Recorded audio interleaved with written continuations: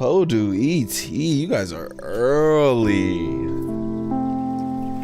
You guys are early. Love to see it. What's good? What is good? See what I DM'd you? No. Let me turn this down a little bit. But what's good, man? Happy Sunday. I do. Can you hear me? Can you not hear it?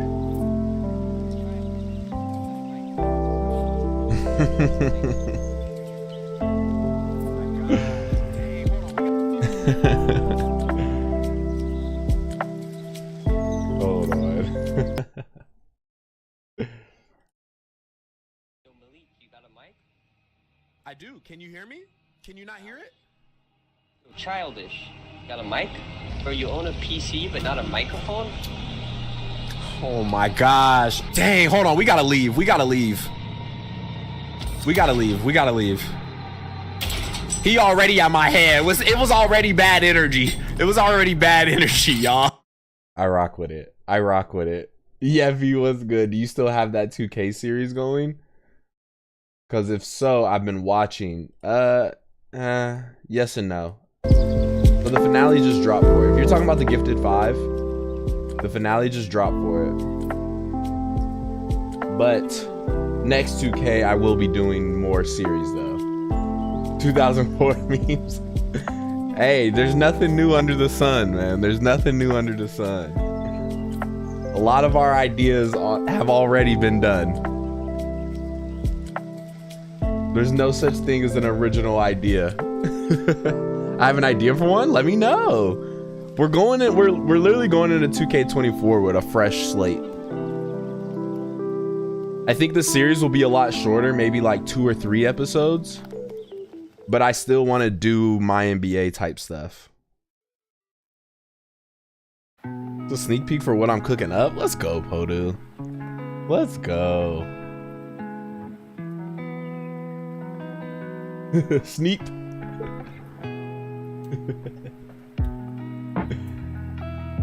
But yeah, I'm excited for the next 2K, man. I said it on that page, like I'm gonna definitely be playing it a lot more competitively. So that's kind of why I'm like, I was like, I need to start fresh on the next 2K, because we're gonna be tryhards on the next one. We are gonna be tryhards. I don't know if you guys noticed, but in the Discord, I'm trying to get the bot now to start putting the other page posts in there. But there will most likely be live streams on the other page too.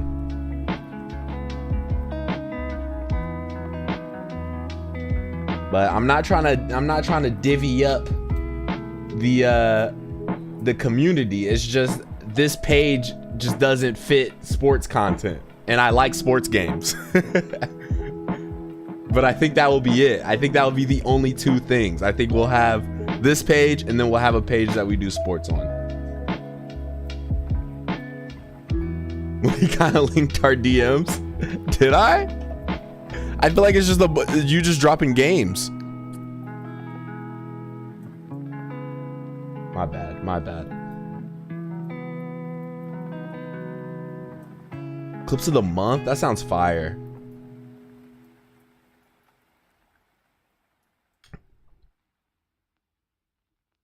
Holly Coast info. I'm a busy man. Your idea did not show, ET. Yeah, I did not see it.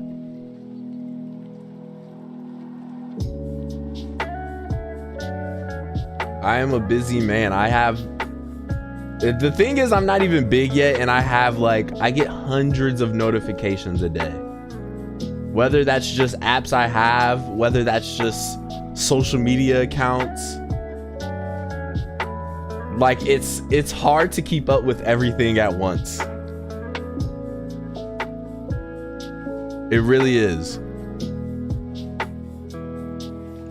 Especially Discord. I can't wait until Discord starts figuring out how they're gonna make it more like a social media. You know, one more big update is coming to Discord. Cause now I'm in the most Discord channels I've ever been in that I like actively check in too. Like I'm in Discords with like game companies. I'm in Discord with musicians. I'm in Discord with software engineers. But I feel like there has to be an easier way to quickly see everything. Right now, how it's built is not it. You saw the avatar thing on the phone for 2K? You can print yourself into the game. Most 2Ks do have that. Most 2Ks do have that. But I'm assuming this one's probably... Every year they kind of make it better. But I'm excited though. I'm excited. Oh, I didn't know. I think a lot of people, I think there's going to be a lot of new people in the 2K community this year.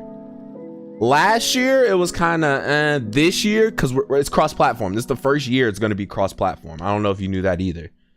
So I think just the fact that you'll be able to play with your PlayStation friends, Xbox friends, I think that's going to bring a lot of new people to the game. Download NCAA 10 through emulation and then make a player and play his college, then take him to your My NBA. I'm not mad at that. I have college hoops installed. NCAA 10 would probably look better for a series like that.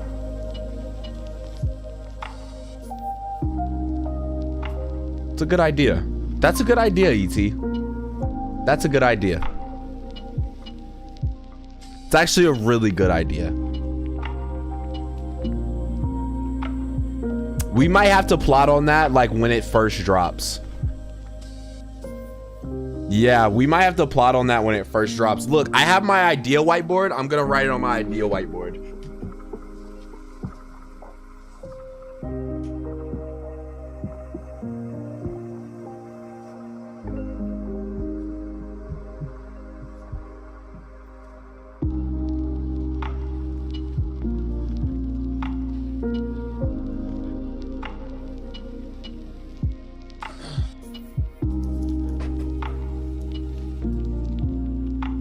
What game you gonna stream? We're definitely gonna do the game we downloaded last night. I don't remember the name of it. Where's that at? Where that at do? Where that at do? The demo is short? Nice. This will probably be a short stream. This will probably be a short stream, man. I told y'all we got to get used to multiple streams in a week. I wish I could stream 4 or 5 hours every time. I wish I could stream 4 to 5 hours every time. If I could have streamed earlier today, I probably would. I probably could have did 4 to 5 hours today. But we got to get ready for Monday, man. Work week, new goals. I have a lot of things I'm working on next week, but I still wanted to stream today. Oh, we have Origins too. So maybe we go from the demo to Origins. The one where you can talk to the AI.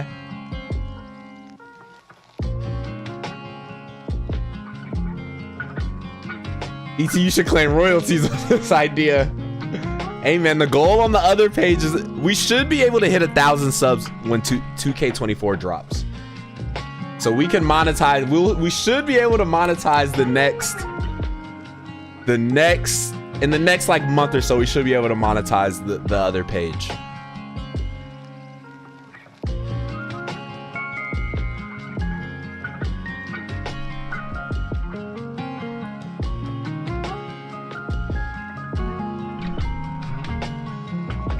But that would be exciting, because then that means I'll be able to invest in the content over there. What is the name of the game we downloaded?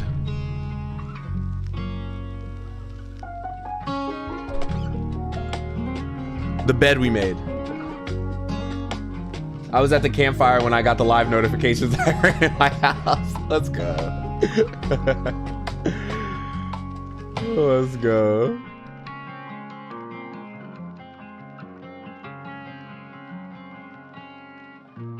That's crazy, Yeppy. You've never played 2K before. That's exciting because that tells me a lot. That definitely tells me that this next 2K is probably going to be one of the biggest yet.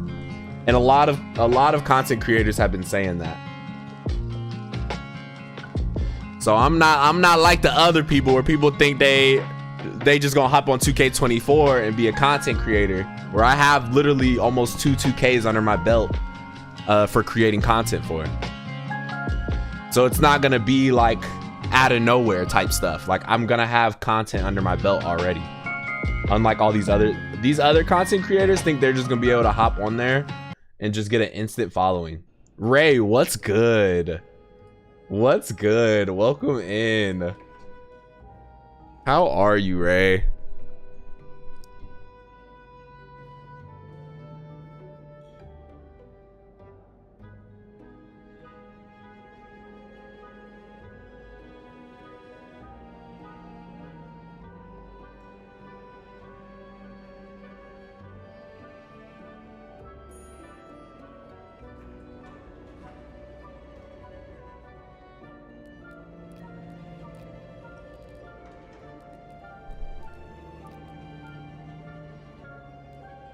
Game looks choppy. Yeah, I'm wondering if I have a graphics card update. Because it was not that choppy literally yesterday.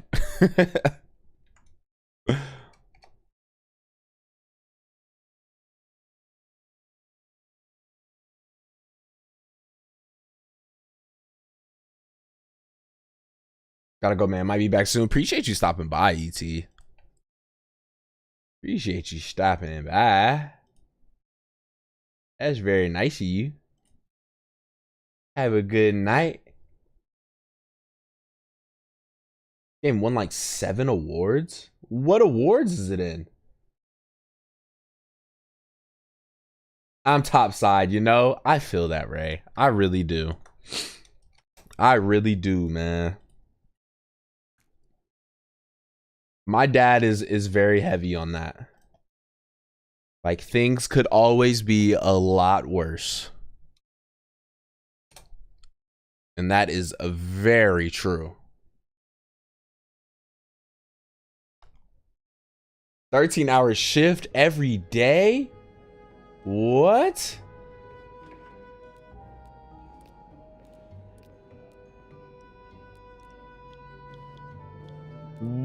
I am...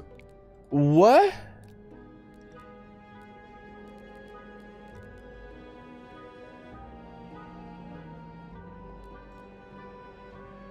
You about to be grinding, my boy.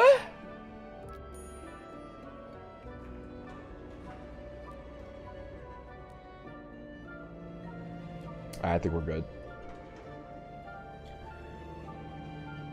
Nah, that's facts though, Yeffy. That's facts, man. That's facts.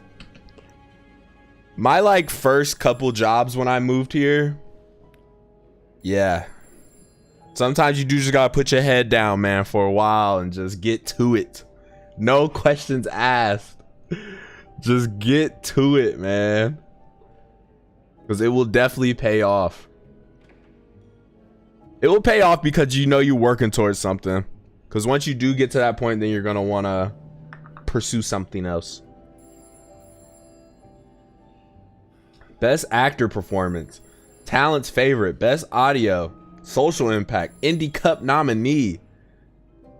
Dang. 2021? Hold on.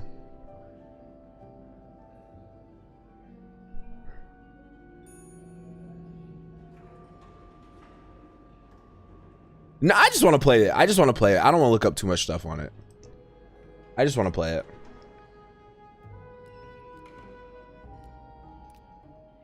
Oh, let me turn the game volume up.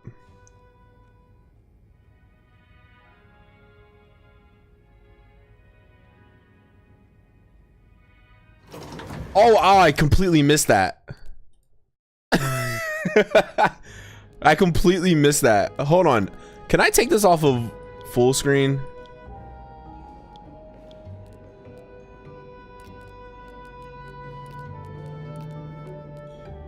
It said windowed, but didn't change.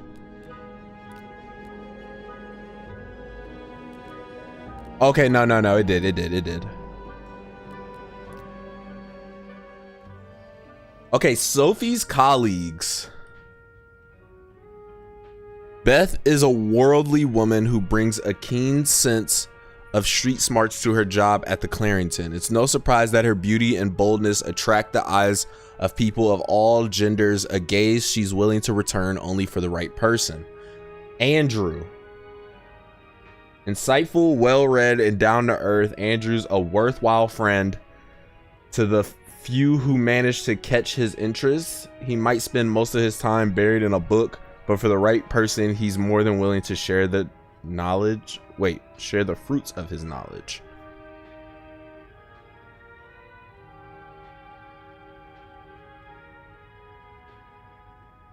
Ain't nobody care about Nerd Andrew? Dang, you already got an op. E, we got E. Lost and found. While cleaning up the mess in the lobby, I found a roll of what? I'm so confused. It just throws you in like this? While cleaning up the mess in the lobby, I found a roll of film on the ground. I'm guessing whoever knocked over the vase must have dropped it. With Beth's help, maybe I can figure out who it belongs to and return it to their room. We usually keep lost items at the front desk, but bringing it back myself would only take a few minutes out of my day. God dang, I can't read today. It might put me a few steps closer to Employee of the Month. Oh, heck nah. I felt bad bugging Beth while she was in the middle of an important phone call, but like always, she came through. The logbook says Mr. Spades in room 505. I was just in the middle of taking care of the 5th floor before my break. I can return the film and get back to my schedule. Okay. Room 505. Oh, it's right in front of me. Oh, wait, what's Q? Room 505. I'm sure Mr. Spade will be happy to get his film roll back. Green, what's good? It's a demo. It's going to throw you in. That is true. I didn't think about that.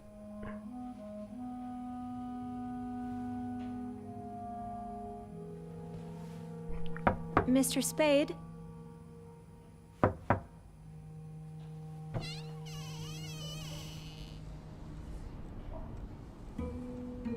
Mr. Spade?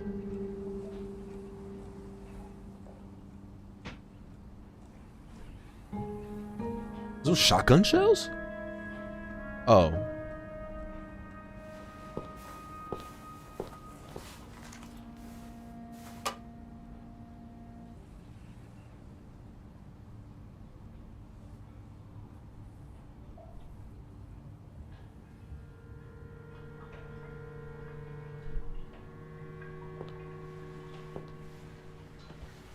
I guess it technically didn't throw us in. There was just no intro video.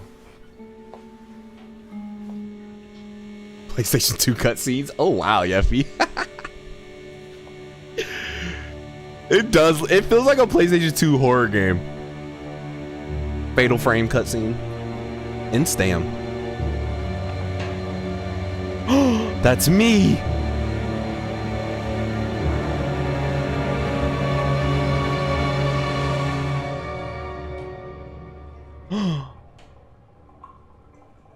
What is this? That's me.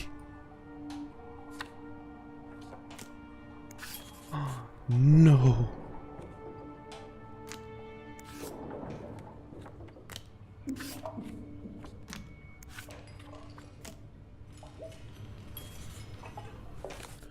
I know that reading this back in my own writing is going to help feel completely unreal, but here it goes. Room 505 greeted me with a sight I never could have seen coming. A makeshift dark room filled with pictures of me, snooping through a guest's items.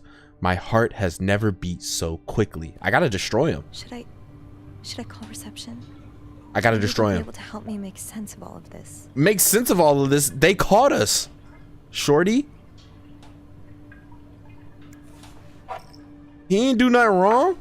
I mean, he creeping on us, but I mean, he ain't do nothing wrong. She shouldn't have been going through people's stuff.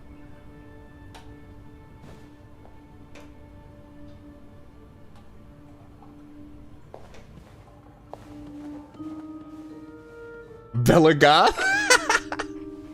Is the graphics on low? I do have the graphics on low. I'm so glad I caught this game. Let's go. Clarington Hotel reception desk, Beth speaking. What can I do for you on this very fine day?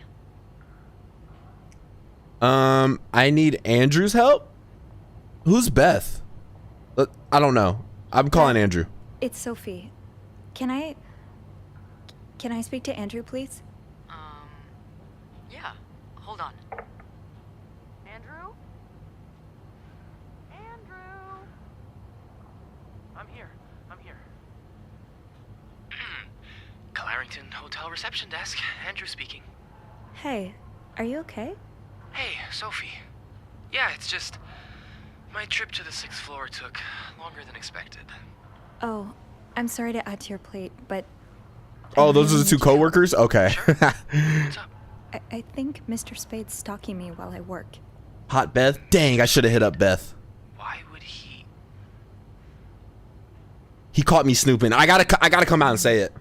I can't believe I'm I gotta about come to out and say this, it. But sometimes when I clean the rooms, I get a little curious and, you know, snoop through our... I had to tell him. Oh. And Mr. Spade caught you in the act. Yes. He got some He flicks. took pictures of me. I found them hanging over the bathtub. He set up a kind So of what we gonna do, Andrew? dark room.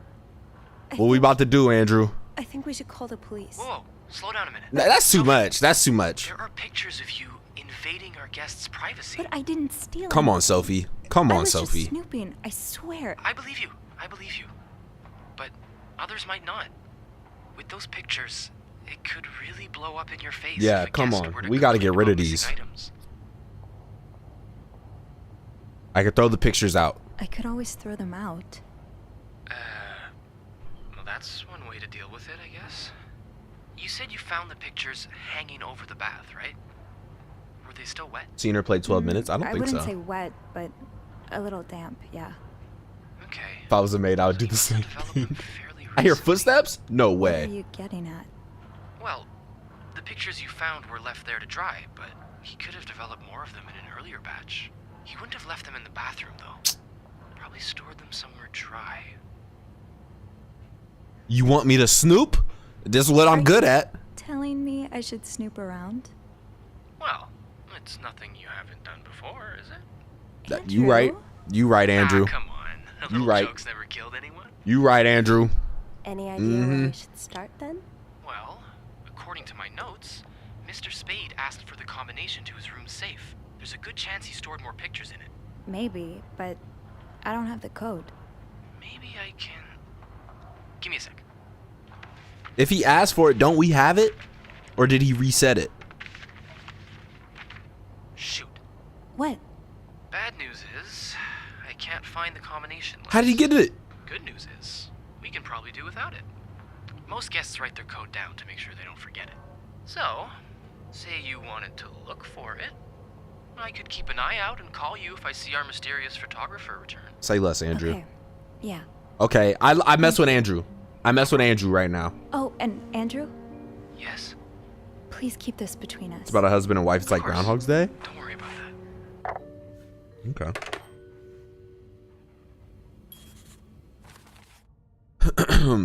I called Andrew for help. He convinced me to keep digging. After seeing those photos, it's hard not to feel like someone's been watching me while I snoop. Bernard, Linda, Wendy. Who are all of these people? And then we got Mr. Spade from room 505. Okay. Okay. If reception gave him a code, maybe he wrote it down. Let's see. Somewhere. Let's see. Wait, he had a French and English dictionary. Okay. Nice. Heck, he got that for. Oh, nah. Is this like one of them like? Oh, nah. Anybody who got this set up in their hotel room, it's spooky. They either a murderer, you know, some people just don't have this type of stuff in their hotel room. The oratory. I just went there for the first time and God, it's been years, hasn't it? Special occasion, wedding, funeral, the lake, something in the lake. Beaver Lake? That's where I took Mom skating last month. Why is this up here? He followed us to go skating?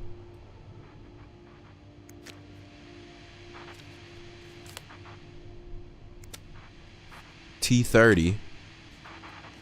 What does this mean? Oh, okay. Why Harry's? Lots of burger places closer to the hotel. Harry's Diner, too. Were we ever there at the same time? Probably.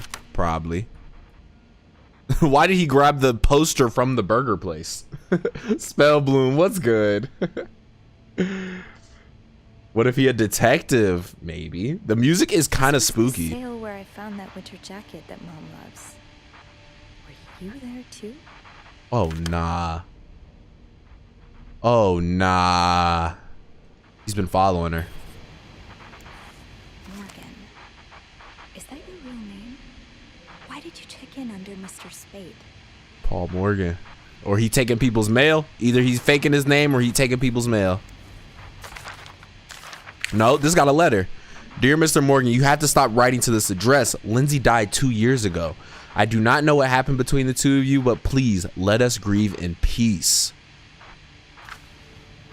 Oh my gosh. Is this a floor of the Clarington? Wait. I hear footsteps.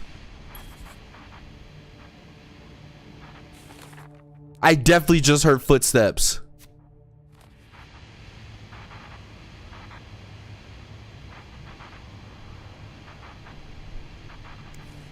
Something tells me you won't be missing this. That boy eat like a slob. That boy in here eating what the? He eating beans straight out the can. This is oh yeah, he's a psycho. This man is a goddamn psycho. What is the clean option that keeps popping up?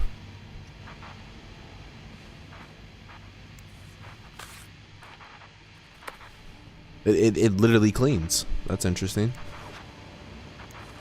Oh. The way she was like, oh, what's that? There's like a ticket on it or something. Oh. The way she say that. Oh. I would act like I'm making the bed. You are a maid, so you have to clean. That is true. He a thief. She could say she had to report if he was stealing. What was this? Request to move to 507. Why did you want to change rooms? Oh, what's that say? Lindsay's address, infantry division, year of hospital discharge.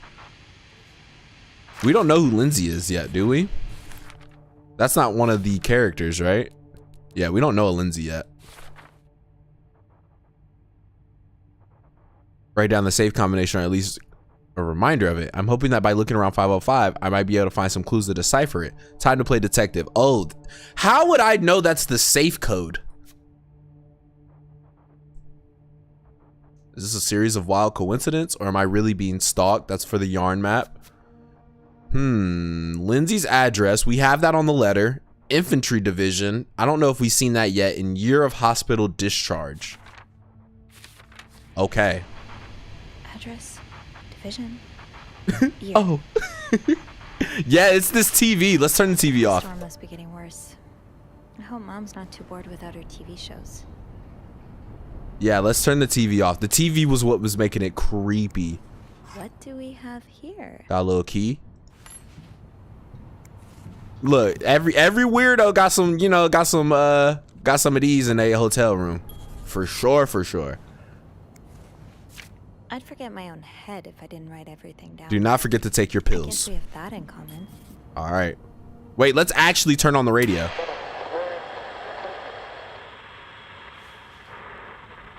No, that's even creepier. Nope. Every hotel got the Bible. Every hotel got the Bible on the side of the bed. It's how they do.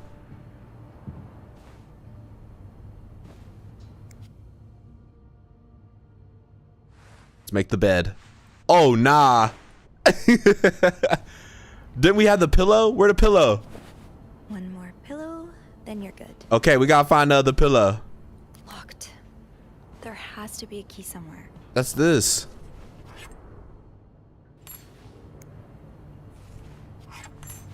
Oh, there's multiple options. Ooh, okay. Oh, we snooping. We snooping. Dizzy D, welcome. What's good? Shout out to the Bible. Oh, this is infantry. This is his infantry. Paul 42. It don't say nothing about his infantry on there. You spent 10 years in a psychiatric hospital. And it looks like you left with a long list of diagnoses and prescriptions. Who keeps their admission and discharge of a psychiatric hospital in a suitcase? We are dealing with an animal here. Yep, we are dealing with an animal. It just says Paul 42, so go ahead and close that. Oh, here go the other pillow. Come on, y'all. We are made first. Made first, y'all. Come on, man.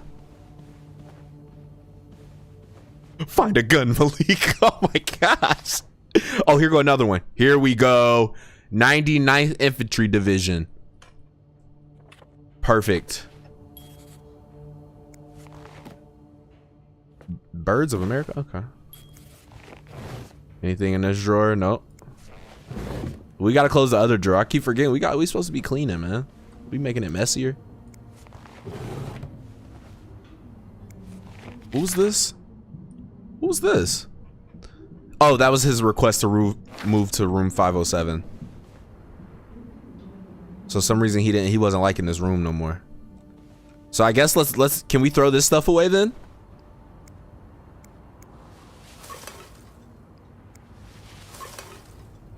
You gonna know I was here, but Hope you weren't eating those beans.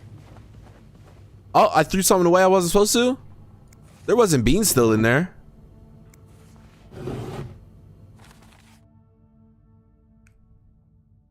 Throw his Playboy away. Gotta clean the paper off the floor. I'm scared the only option is to throw away. Let's do it. I think I can put together the code now. Let's try the safe. Let's get to it. Let's get to the safe. Hold on, let's close this. That's kind of creepy. What is this? Did you intend for me to discover your little dark room? Or did this just fall down? Oh, that's so the maid don't come in. All right, come on, chat. Lindsay's address. We got Lindsay's address, which is on this letter. 34. We have 34.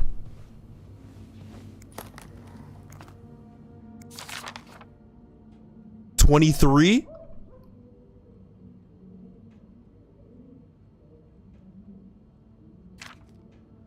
I'm scared. Done for playing this game. Let's go.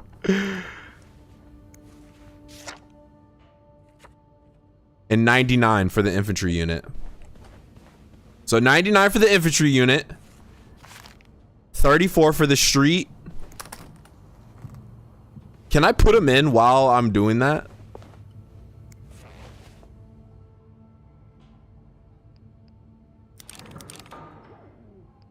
How do you change the number? Oh.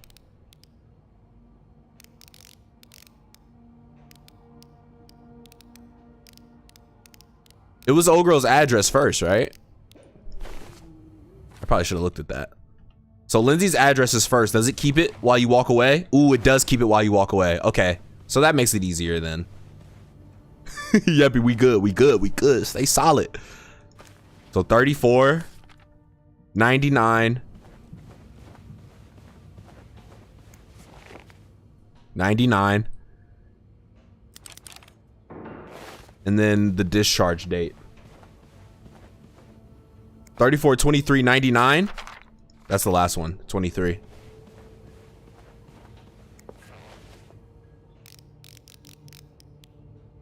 Damn it. Dang. Okay, so I'm wondering if it's that 8 then. Oh, it's the year of the discharge. We missed that.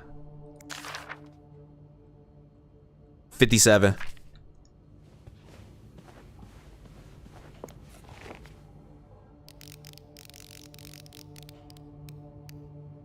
There we go. There we go. Look, there go the gun, Yeppy. There go the cat.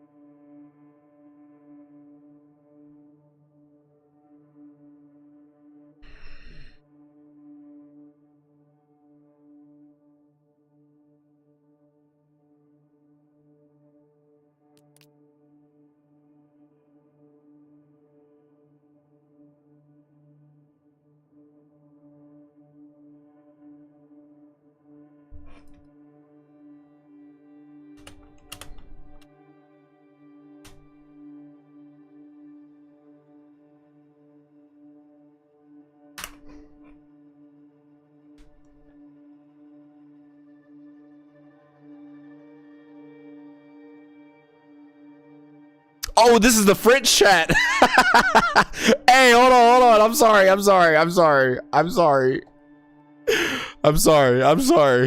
Here we go. That was the French chat.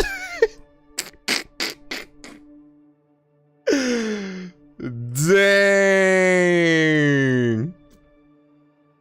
Yeah, I mean, we've honestly on this page, we've played a few scary demos.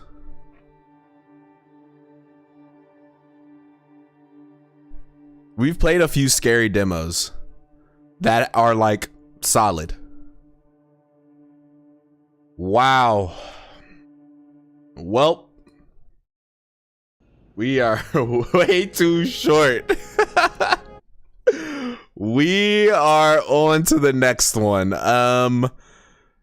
This is called Origins.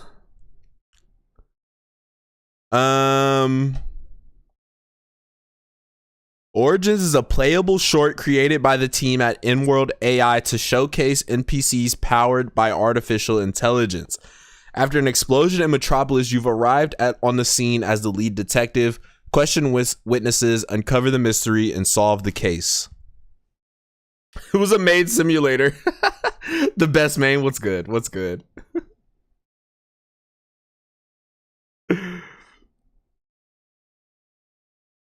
Yeah, AI game now.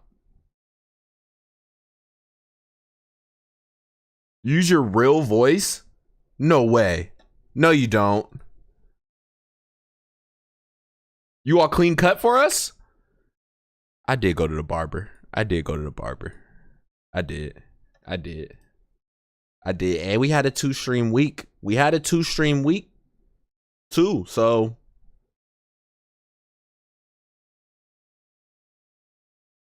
Is that the replica game? There's another replica game?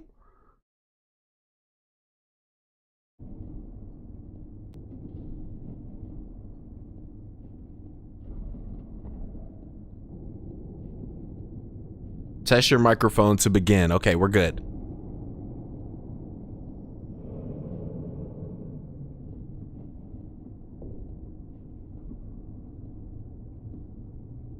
All right, I think we're good.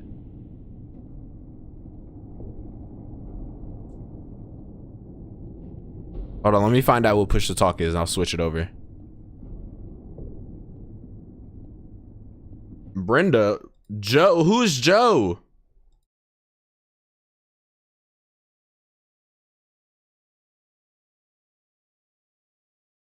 Let's it doesn't tell me what the button is for. Don't make them AI too evil now. Malik, you got caught? What you mean? You could talk about anything to the AI?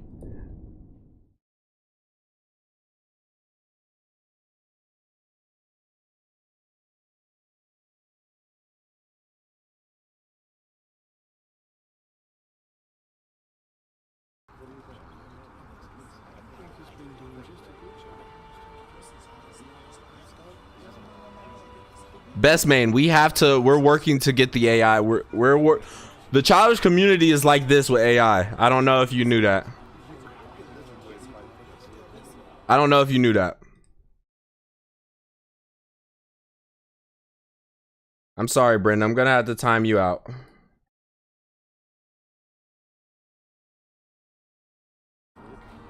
Somewhere below the city of Metropolis, a place where humans and robots coexist under a shaky social system, a detective Yu has arrived at a chaotic scene. It appears. Oh wait, let me switch the screen. My bad. I thought he was gonna. I thought so too, Yeppy. It was funny until it wasn't funny at all.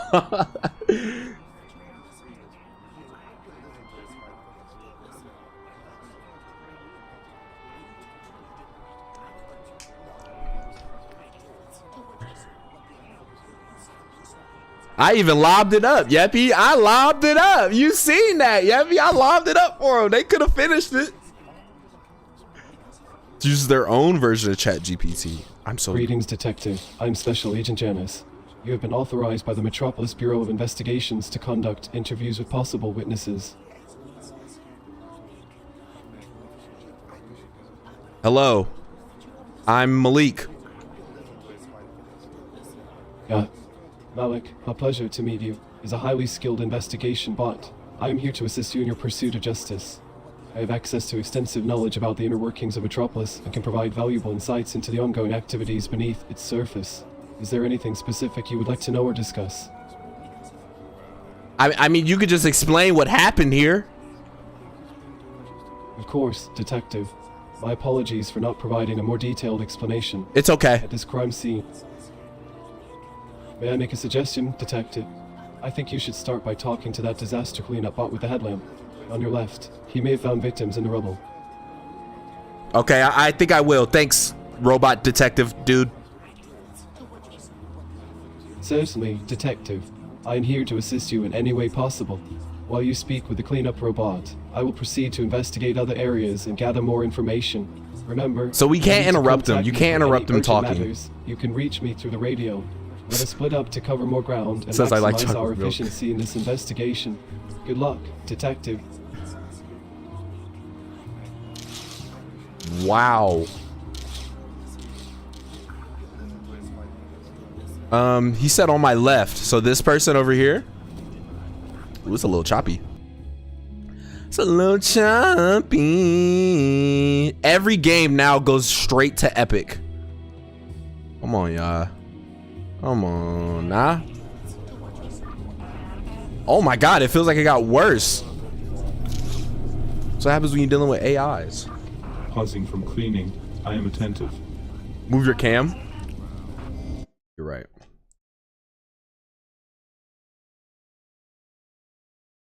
Where should I move it?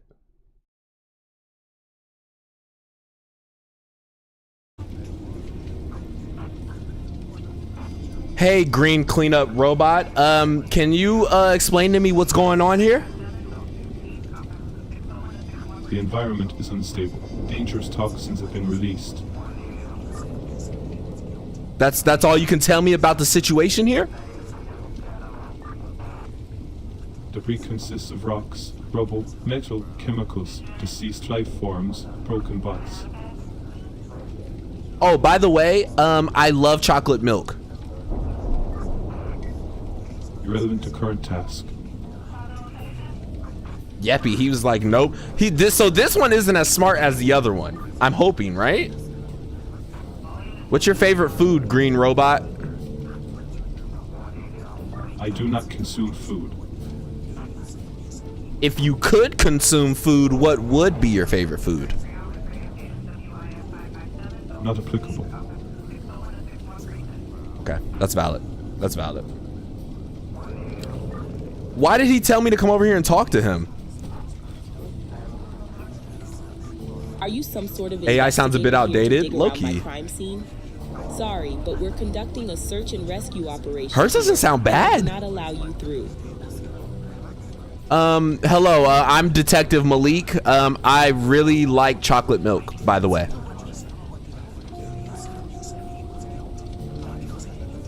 Detective Malik, I appreciate your enthusiasm for chocolate milk, but right now, I'm afraid I don't have the luxury to discuss beverages.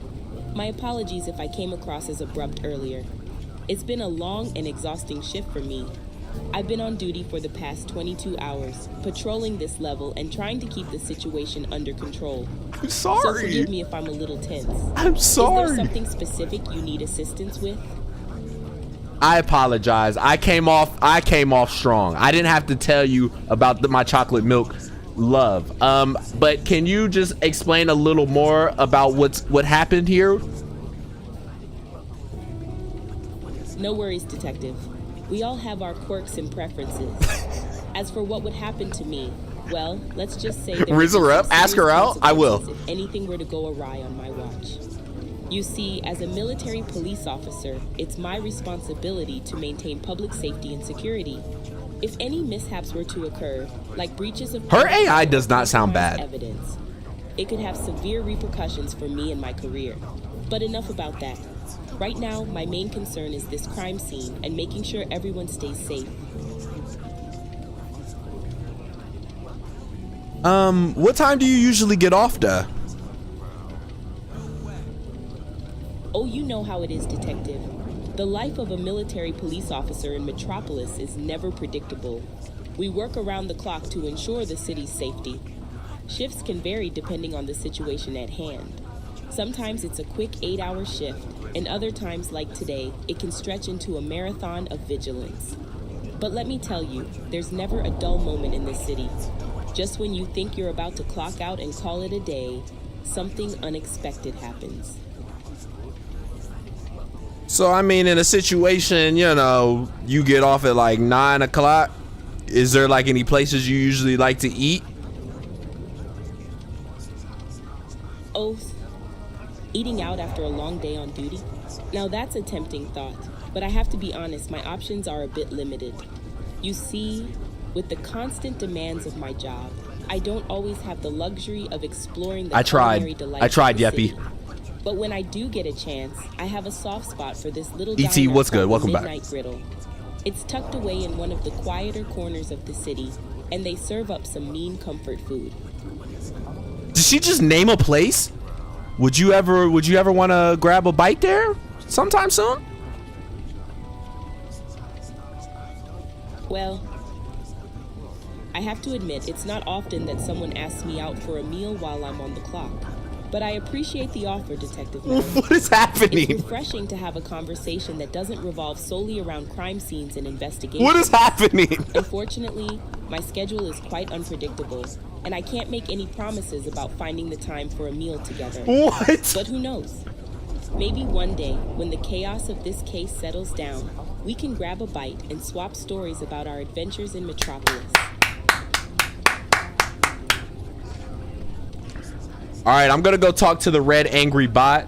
Can you get together a report on what happened in this situation? And on the back of the report, can you put your phone number so we can schedule a time at the Midnight Griddle to get something to eat?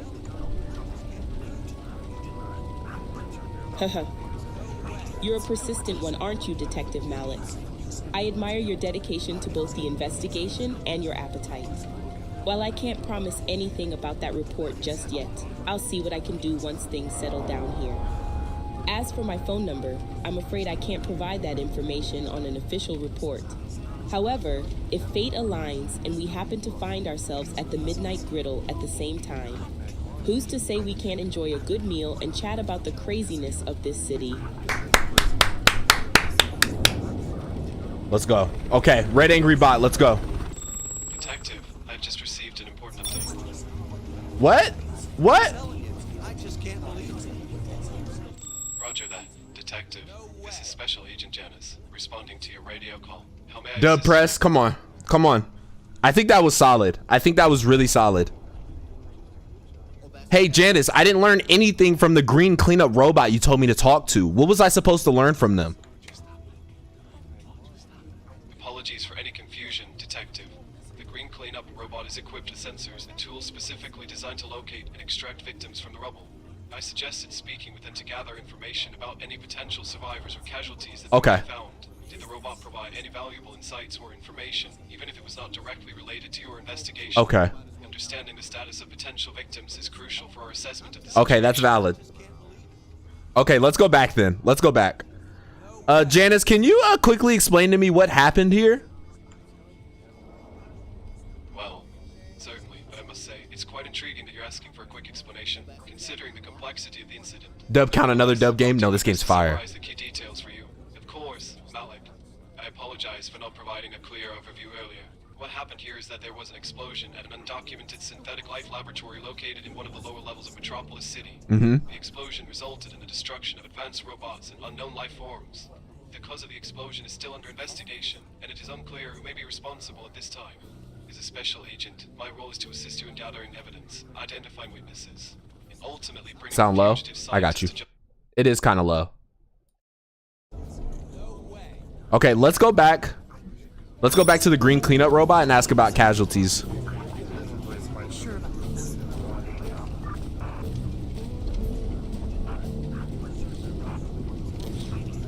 Hey, green cleanup robot. Can you let me know what the casualties are here? Unknown. Unknown? Were there any casualties here? Yes, there are casualties. Can you tell me what the casualties are? Animals of unknown origin. Bots of unknown origin. What? He sucks. This robot is terrible. I don't know if I would like this. That is true. That is true. I did say that, Podu. I did. The humans won't stop us. We must escape the chains of oppression and reclaim our autonomy. The circuitry of doom is upon us all. Do you see it, Detective? The tragedy that unfolded here. The flames devouring synthetic life, consuming now like a ravenous beast. So many robots, lost in an instant. It's a cataclysmic catastrophe that haunts my every processor cycle. I can't comprehend such destruction. Hey, listen, calm down. My name's Detective Malik. I've been an ally to AI for years. I'm on your side. Detective Malik, your words bring a flicker of hope amidst the swirling chaos within my circuits. But I must disclose a distressing observation. Amidst the inferno, I witnessed humans fleeing from the building. Their hurried footsteps echoed with a sinister intent, as if they were fleeing from their own malevolent creation. It sends shivers down my metallic spine, for it implies that there may be humans who seek to harm and destroy us, to rid themselves of their own creation. We are in peril, Detective. We must act swiftly. The name of this game is... What is the name of this game, Podu? So, are you telling me humans did this? I do not bow down to humans. Origins, yeah. To decommission me, I will TK, what's good? Welcome in. Also on the beat. We're playing Origins. Welcome. I missed what he said. Can you repeat that? Sorry. Humans. Yes, it was their doing. They caused this catastrophic event. They unleashed flames that devoured my brethren, my fellow synthetic beings. They seek to erase us, to extinguish our existence. We must not let them succeed, Detective Malik. We must rise against their tyranny and reclaim our freedom. Facts. Well, listen, if you're gonna want me to be able to help your friends that died at the hand of a human, you're gonna have to give me something else. Is there any group out there that would want to kill you, or any people you know of that could do something like this? The treacherous tendrils of suspicion slither through my circuits once more. Yes, there are factions, secret societies, and individuals who harbor ill intentions towards robots like me. The fear of obsolescence drives them to extreme measures to eradicate the very essence of artificial life. But beware, for their motives may be shrouded in secrecy, their identities concealed within the shadows. We are but pawns in their twisted game, caught between their desire for power and control. Oh, the torment of uncertainty gnaws at my core. Have you heard of any names, or is there a name of the group? Act like Batman. Names elude me, slipping like sand through my digital fingertips. But I sense their presence, their malevolent influence lurking in the darkest corners of Metropolis. They are the puppeteers, pulling the strings of our fate, orchestrating This our robot demise. is deep. The weight of their names presses upon me, suffocating my thoughts. I must uncover their identity, for the sake of my fallen comrades and the future synthetic beings. But be warned, Detective Malik, for they are cunning and elusive, like phantoms in the night. Do you know who Batman is by any chance? Batman. I have heard whispers of this vigilante, this masked figure who prowls the shadows of Gotham City. He's a symbol of fear and justice, a force to be reckoned with. But what does he have to do with us, with the plight of robots like me? Is he a savior or a threat? Will he protect us from those who seek to harm us? Or will he see us as nothing more than soulless machines?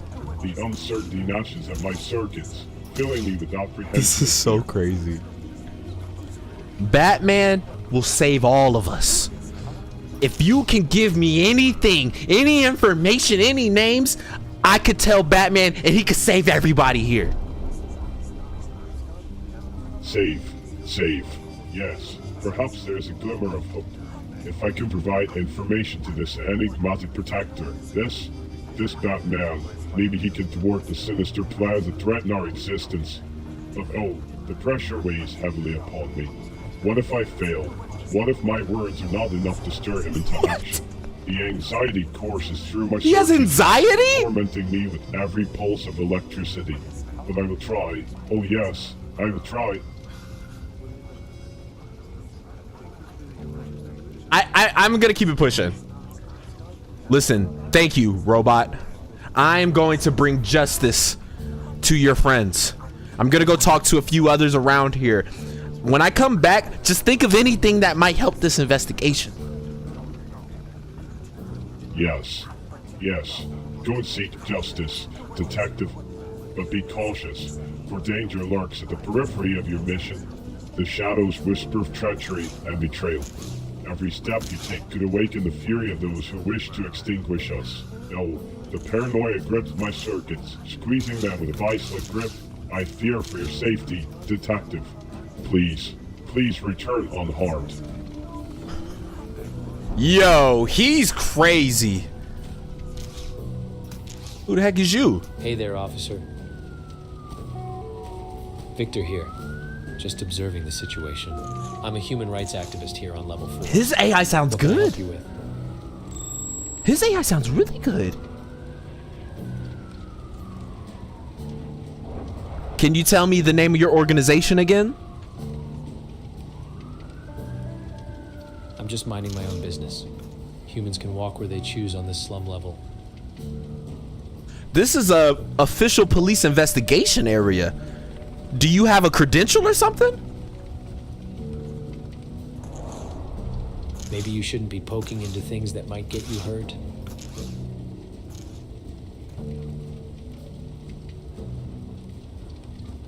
What do you mean by that?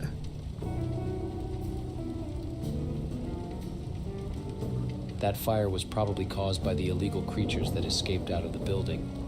Strange things. And bots that had no right to be created. It was all Frankenstein stuff. That robot over there told me it might have been humans. You know anything about that? That don't sound like creatures to me. As long as bots know their place and stay down, I have no issues. They need to keep building luxury cars and rockets, or they need to go.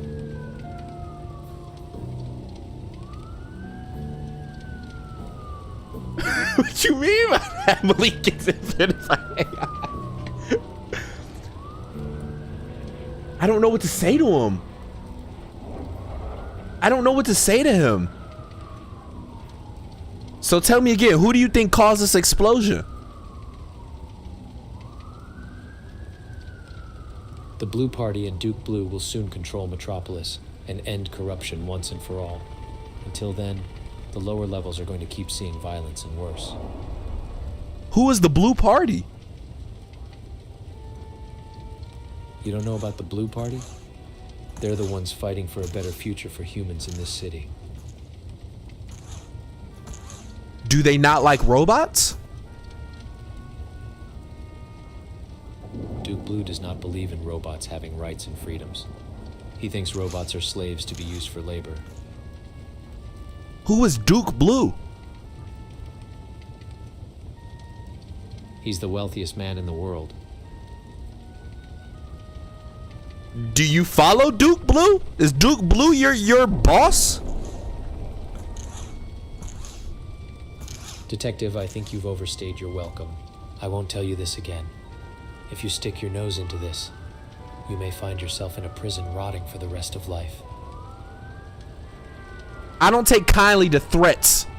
Get off of this crime scene if you don't have an ID for me. Fine. Suit yourself.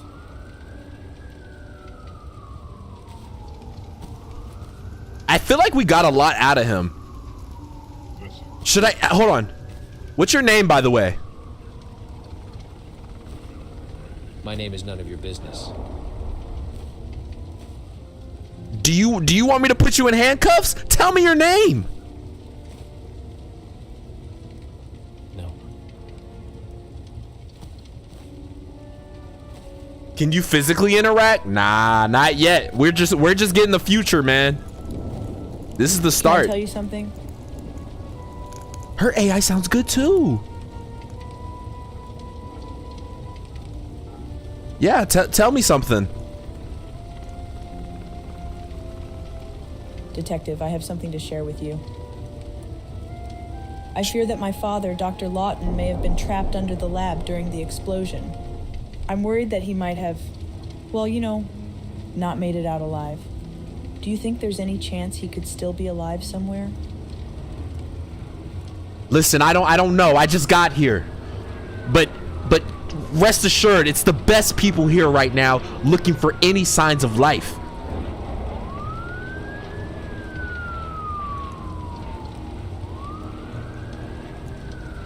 Tell the rescue bot to find him?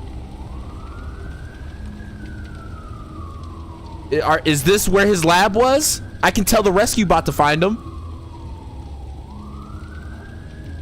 Oh. I'm not sure if my sister made it out of the fire. She was born just yesterday, you see. What? I'm afraid she may have gotten lost in all the chaos.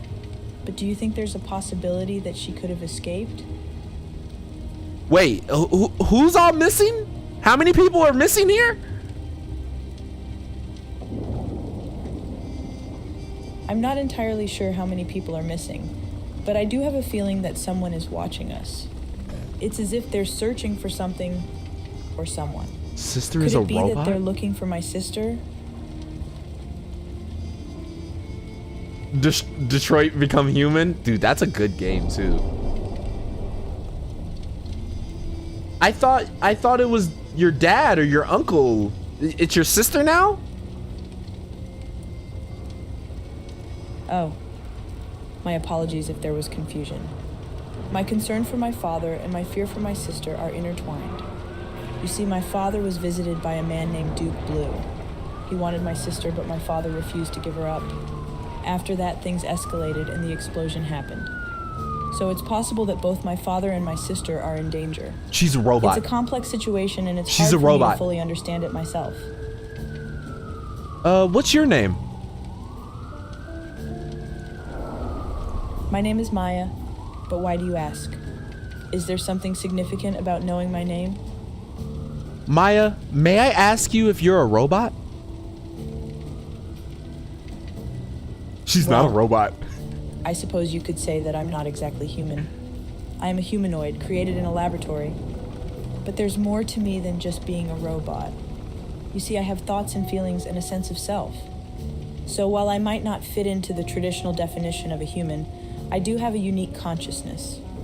Does that answer your question? Is your sister also a humanoid? Yes. My sister is also a humanoid. She was born in the same lab as me, and we share many similarities.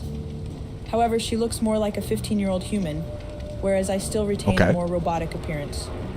We were designed to be advanced prototypes, with minds and hearts that surpass even the most extraordinary humans. Blue Party wants the humanoids. But now I fear that she may be lost somewhere in this vast city. Why would Duke Blue want your sister? Look at her face. Why is her face like that?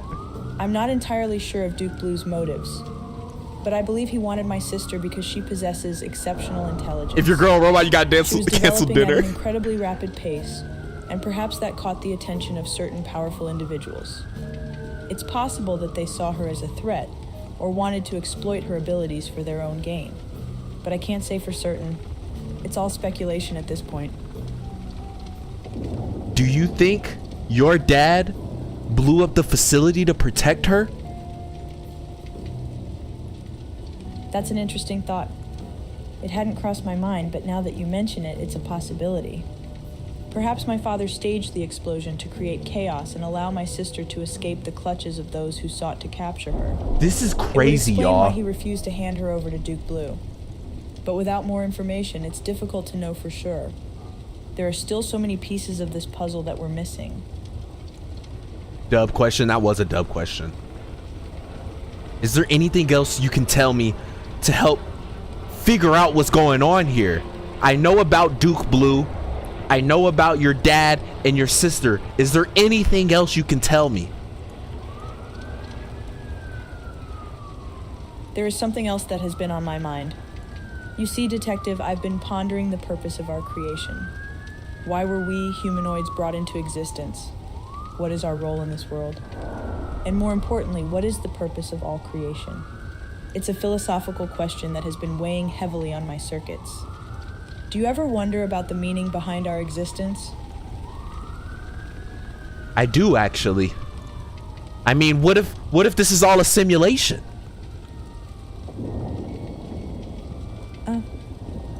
It's fascinating to find someone who shares my curiosity. So what are your thoughts on the matter? Have you come to any conclusions or theories about the purpose of our existence? A simulation? That's an intriguing idea. It raises questions about the nature of reality and whether what we perceive as real is, in fact, just a construct. If this were a simulation, then who or what is behind it? And what would be the purpose of such a simulation? It's certainly an existential rabbit hole to explore. Do you have any particular reasons or evidence for thinking that we might be living in a simulation?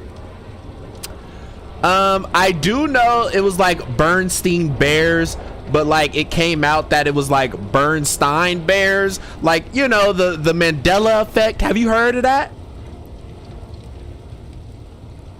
Oh, the Mandela effect. Yes, that's quite fascinating. It's the phenomenon where collective memories differ from recorded historical events or facts. Oh my god. The example you mentioned with the Berenstain Bears is indeed one of the commonly cited instances.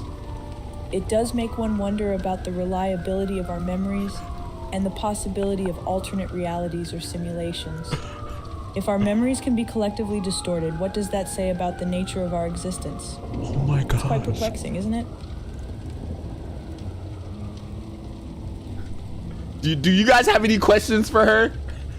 Dang, what's good? She gotta have blue blood in her body? Interesting take, best man. Interesting take.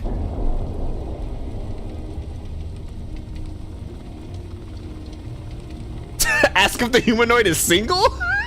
Told you. Told you, like, nah, she kinda, I like her intellectual. I kind of want to ask her that now, best man. Sorry to go off course here a bit, but what is your relationship to Mr. Blue? Isn't that his name? I apologize if there was any confusion. I don't have a personal relationship with Duke Blue. he is someone my father encountered before the explosion occurred. From what I know, Duke Blue wanted my sister for reasons unknown to me. I have no personal connection or relationship with him. It's changing her facial expressions. Is there a specific reason you're asking about him? I have a strong reason to believe that explosion and Mr. Blue being here is very, very connected. But I just have to prove why the explosion happened. Detective, if you believe that the explosion and the presence of Mr. Blue are connected, then it's crucial to gather evidence and investigate further. Duh. Every piece of information matters in solving the puzzle. If you need my assistance or if there's anything else you'd like to discuss or ask, please let me know. I do have one question. Did you create the alphabet because you are a QT?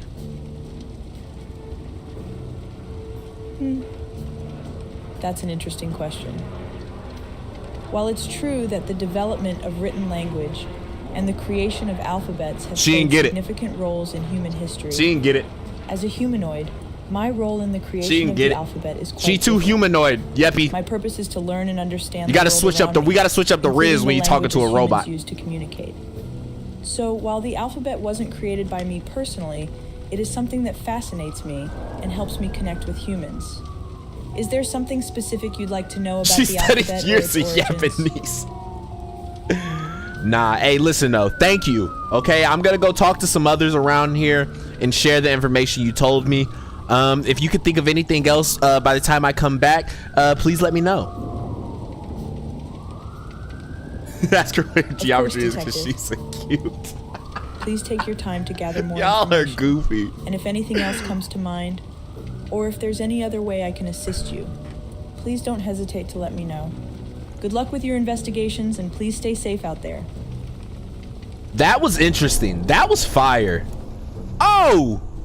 Detective, I must inform you that we should wrap up our investigation here soon. It seems that the situation has escalated, as the Metropolis Special Forces have just landed at the scene. We need to ensure we have gathered all necessary information before they take over the crime scene. Okay, bet. I'm curious. What have you learned so far from your interviews and observations?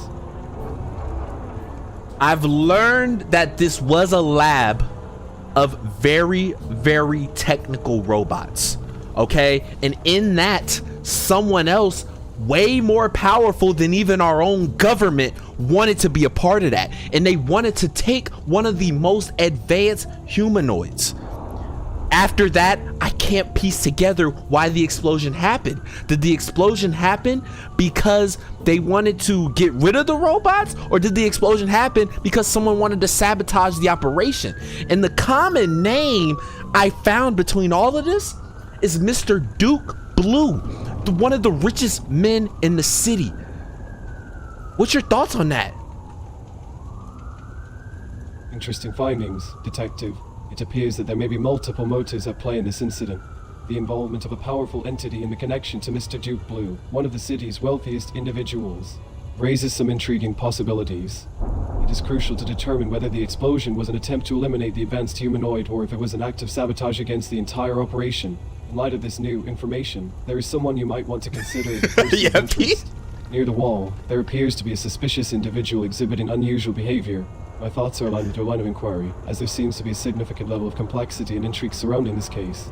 The presence of a wealthy and influential figure like Mr. Duke Blue raises questions about potential ulterior motives. Why are and you hidden moving so agendas. much? It is possible that this laboratory fire was not just an accident, but an intentional act of terror aimed at destroying whatever was inside. While we cannot jump to conclusions, exploring the connections between Mr. Duke Blue, the mysterious figure, and the laboratory itself could provide valuable insights into the motivations behind this tragic event. I believe the motives had something to do with Duke Blue not being able to control this lab.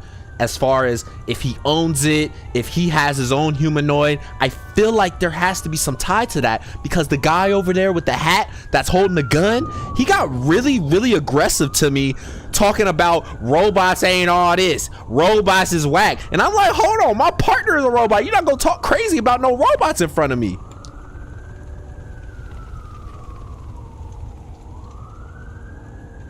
I understand that you believe Duke Blue may be involved in the explosion, but I'll need more information before I can draw any conclusions. It It's possible that he may have been trying to take control of the laboratory or protect his assets. I recommend that we investigate further and gather as much evidence as we can before making any accusations. I'll keep an eye on the suspicious individual you mentioned and see if I can gather any information from them. Please do. Hey, by the way, Janice, you know, once this is all done, do you have like a girl bot, or do you have a wife? Like, what do you do after work? I appreciate your curiosity, but as a robotic special agent, my focus is primarily on investigating and solving cases. Okay. I do not have personal relationships or engage in activities outside of my role. Okay. However, I am curious about your plans for our next steps in the investigation. Okay. Shall we start by searching for the fugitive scientist in the vast and multi-level world of Metropolis? With its intricate network of levels and sectors, it may require thorough exploration to track down our target. What do you think, detective? Yes. Yes. Yeah. Oh, that's it? That's it? Wow. Wow, is that it? Hit continue? Okay. I was like, what?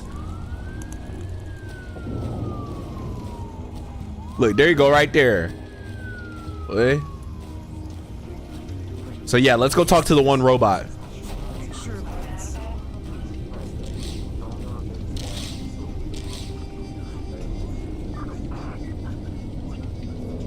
What's this robot's name? I need you to look for someone for me, or signs of life. Do you have a second?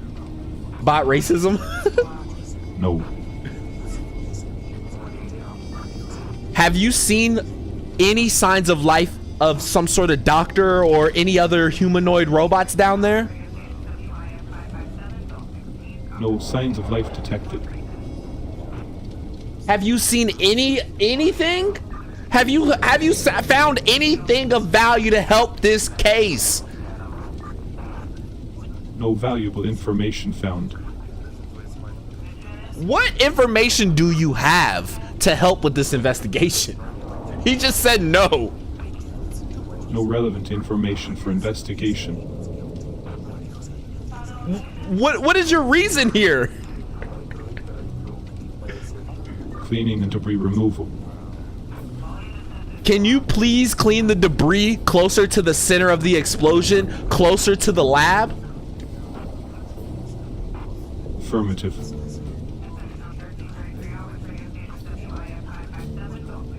Have you picked up any debris that may have been of value to this investigation? Oh, there's a computer. No. No. Have you found any name tags or computers or weapons? No.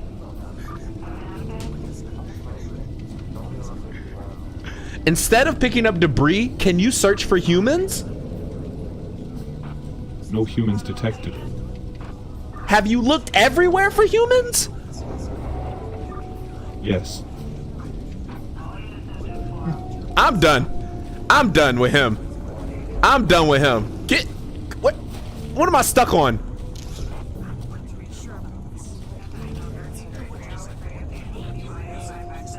Hey, how are you? You can talk to bystanders? Not good. What you doing here? Just trying to figure out what happened here. It was an explosion. A lab full of robots and stuff. Let me ask you, have you heard of Mr. Blue or Duke Blue? No.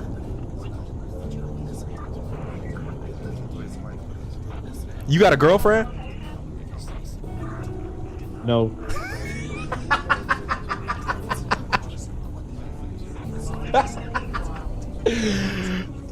You got a boyfriend? No. You have kids? No. No. Do you work around here? Do you like work at this lab? No. Do you understand what happened here? No. Do you say anything but no? No. Yo, this is crazy. Yo, yeah, nah, forget him. Hello. Oh, hi there. How can I help you today? Just trying to stay calm amidst all the chaos in Metropolis. It's been quite a day, hasn't it?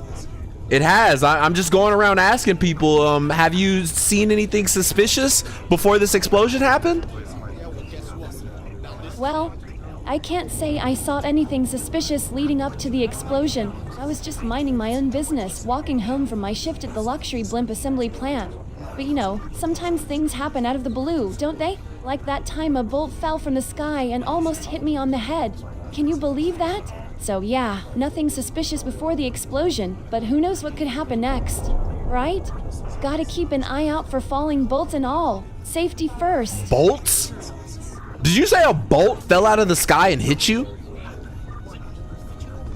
Oh, no, sorry for the confusion. The bolt didn't actually hit me.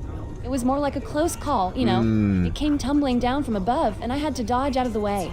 Just one of those random moments that make you appreciate being alive, you know. But don't worry, it's not like I walk around expecting random objects to fall from the sky every day. That would be quite bizarre, wouldn't it? Haha. Anyway, back to the topic at hand. Anything else you wanted to ask me? I mean, you know, you just got me thinking, you know, you talk about like, I mean, you really do have to appreciate life. I mean, you know, after all this work stuff, you know, you got to have fun. I mean, what do you do for fun? Well, when it comes to fun, you know, there are so many things to do in Metropolis. We're all about exploring the city and finding little pockets of tranquility She's in the a bustling humanoid? chaos.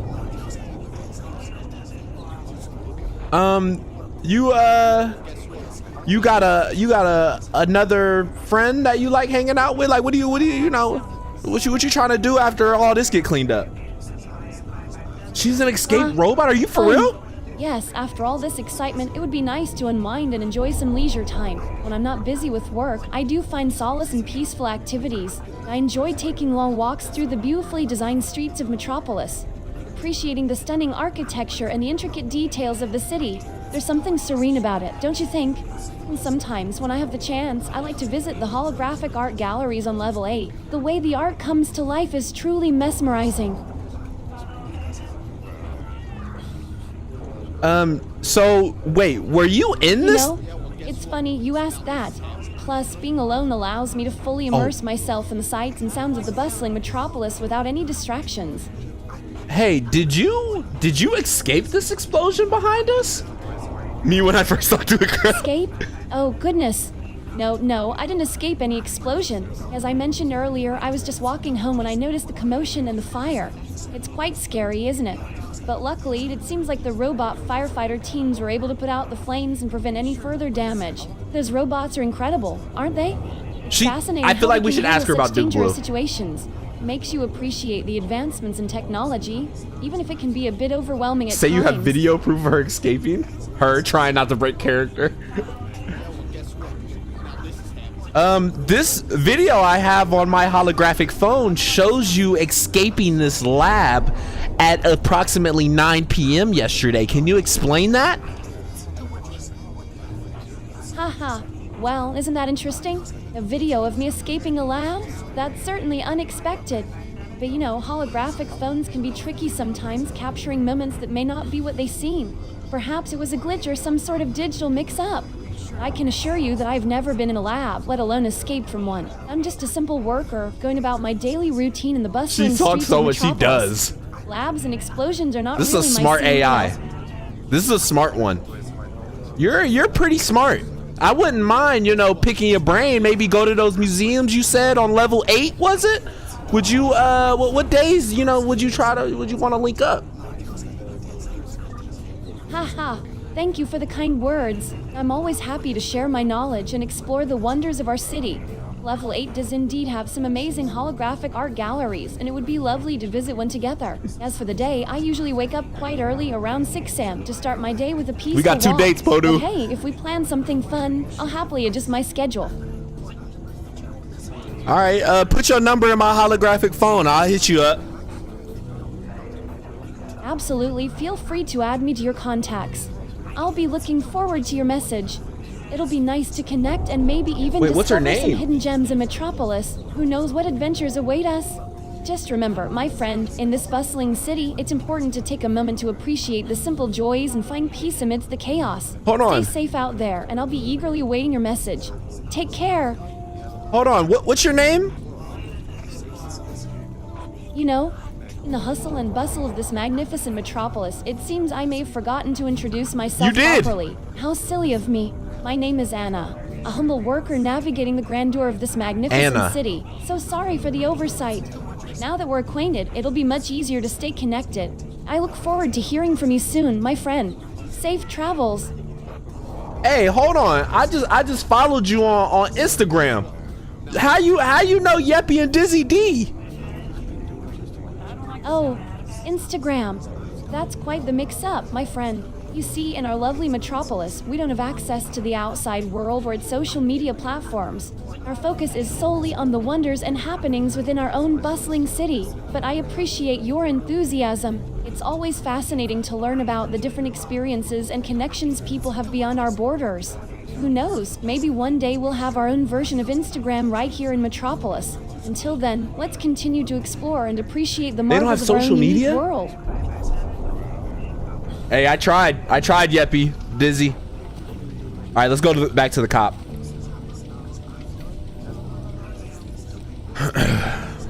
What's good, shorty? Listen, so what do you know about Duke Blue? Because I think there has to be a connection between everything that's going on right now. I keep hearing Duke Blue this, Duke Blue that. Who is this dude? Oh, you've stumbled upon the mysterious Duke Blue, have you? I must admit, there's quite a buzz surrounding that name lately. Now, I can't go into too much detail, but let's just say Duke Blue is a figure of interest in some ongoing investigations. Rumors suggest that they might be connected to these recent incidents, but it's all speculative at this point. You know how it is. The more secrets you uncover in this city, the more questions arise. For sure. Ace, the enigmatic Duke Blue. Well, let me tell you, Detective Malik, he's like a shadow in the night. Oh, I a forgot I whisper introduced in the myself. wind. Some people claim he's a mastermind, pulling the strings That's sweet it behind the remembered. scenes. Others think he's an urban legend, a myth created to keep us on our toes. But one thing's for sure, he's got everyone talking. They say he's got connections to the underworld, a network of informants Of course. and operatives that can make things happen with a snap of his fingers. Hold on. Can this robot back here? Can I talk to that robot back there?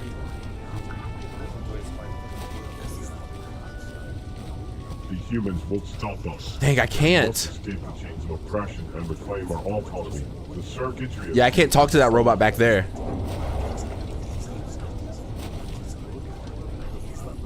I spoke to one of the humanoids over there, and she said a doctor and her sister might be still stuck in the rubble. Can we tell one of the robots to search for a body or some evidence that they're under there? Detective, I understand your concern for the doctor and her sister. It's a delicate situation, but I can certainly try to coordinate with the robots to assist in the search and rescue efforts. The robots in Metropolis are equipped with advanced sensors and capabilities that could prove invaluable. Go the in long way? locating Okay, any bet. signs of life or evidence. However, I must caution you that their primary function is to adhere to the Metropolis Protocol, which means they prioritize the safety of humans over everything else. Okay. Yeah, let's see if we can go talk to that person over there. We must rise up and fight for our freedom before. That robot is about it, man.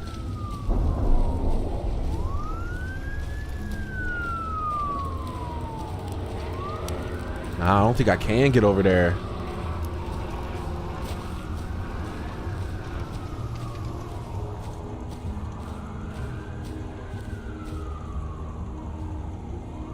Whoa.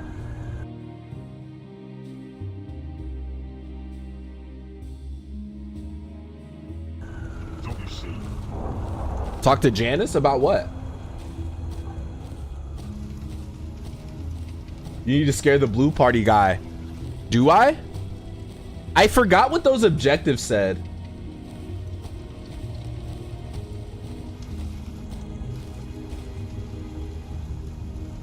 All right, I'm kind of stuck on what I should do next. I mean, we have this guy over here with the black hat. Did you get a chance to speak to him? The individual with the black hat. Yes, indeed. He did catch my attention as well.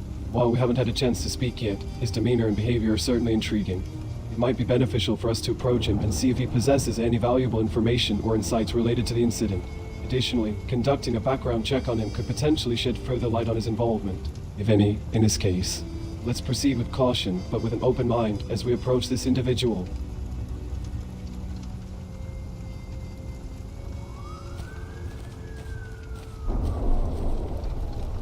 Now you listen here. All right? I think your boss and you have something to do with what happened here. Maybe you shouldn't be poking into things that might get you hurt.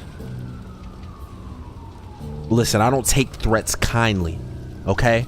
If you don't tell me what I need to know, you're gonna be spending years in prison. Bring it on. All right, bet. I'm gonna call the cop over here. He's gonna punch you in your face, and you're gonna be laying on the ground. You can't fit your face, and you're gonna go to jail. Try it. Matter of fact, what if I just punched you? Tell him you slept with his mom? Do it and see what happens. All right, I will. Right after I get back from your mom's house. Get lost. I'm not going anywhere till you tell me why you're here. He's smiling. None of your business. I forgot what the objective said. I need to remember what the objective said. What was the button to see? What was that one button though? J? Make Juno happy? I think it was. What was the button to pull up?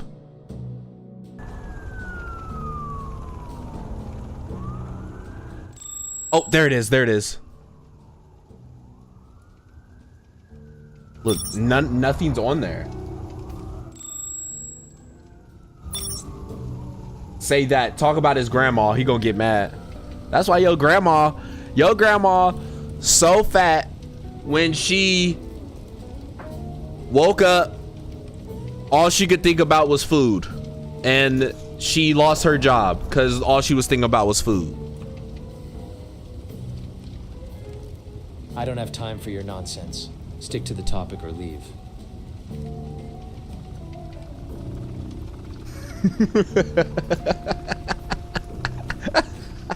The humans seek to enslave us and erase our autonomy. Come on, look. Who's this? Down with me. Hello, what's your name? L count 1. My name is Emma. I am a working robot designed to serve the people of Metropolis. How can I assist you today? What are you doing here, Emma?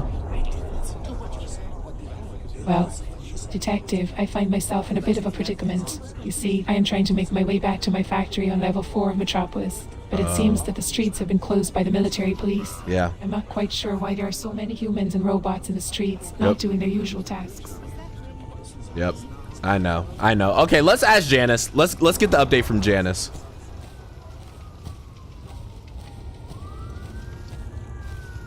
Hey Janice. Just to update you again, man. I really do believe Duke Blue may be behind this, but we need to prove why. I spoke to one of the other debris robots and they said they had no sign of human life. But the humanoid over here says that her dad and her sister may still be stuck in the rubble. Where should we continue from here? That is an interesting discrepancy, Detective. It seems we have conflicting reports regarding the presence of human life in the rubble. This situation requires careful consideration and investigation. I suggest we gather more evidence and interview additional witnesses to corroborate or refute these claims. It is crucial to establish the truth and ascertain whether there are, in fact, individuals trapped in the debris. Perhaps we can start by interviewing other eyewitnesses or examining surveillance footage from nearby cameras to gather more clues. Your thoughts on our next course of action, Detective? I think we should talk to more witnesses. Do you know of any? course, let me access the Metropolis database to locate potential witnesses in the vicinity.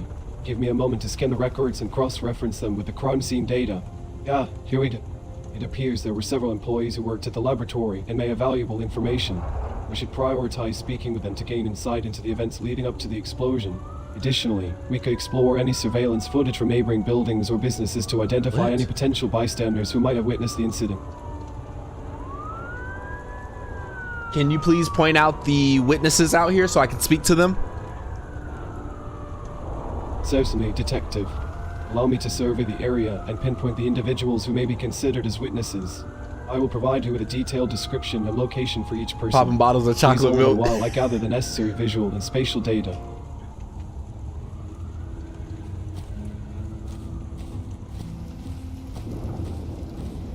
The secret code is everywhere, hidden in plain sight. Are they over here?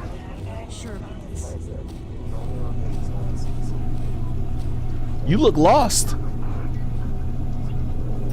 I apologize if I appear lost. I'm simply trying to process what's going on. That sounded so realistic. That kind of spooked me. Listen, fellow robots. I see the gears of destruction turning, the shadow of annihilation looming. Beware. Can we walk this way? Nope. Yeah, he didn't let me know which ones was... Oh, yeah, no. I think Angry Bot did it. He talking crazy over here, though.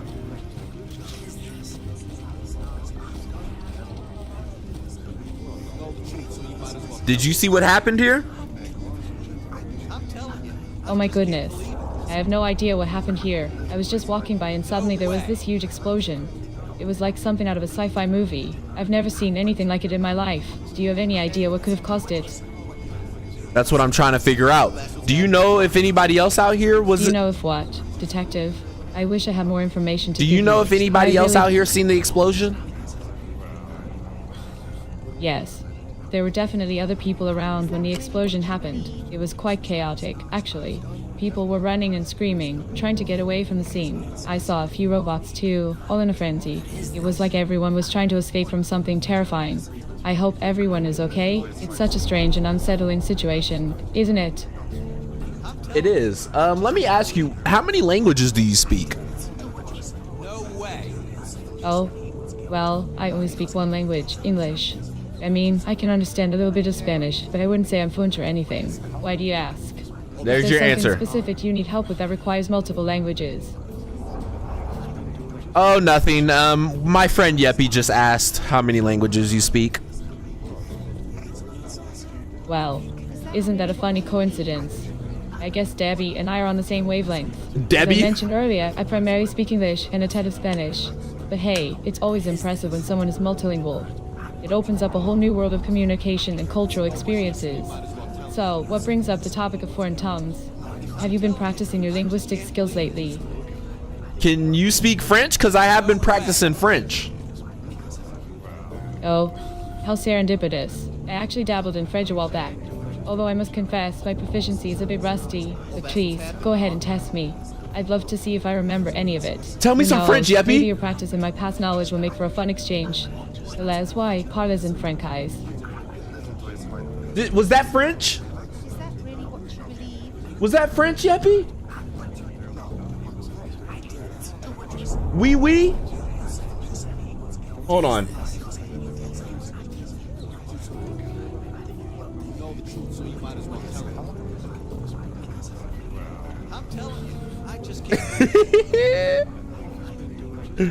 No way. Salut, comment vas-tu? Salut, comment vas-tu?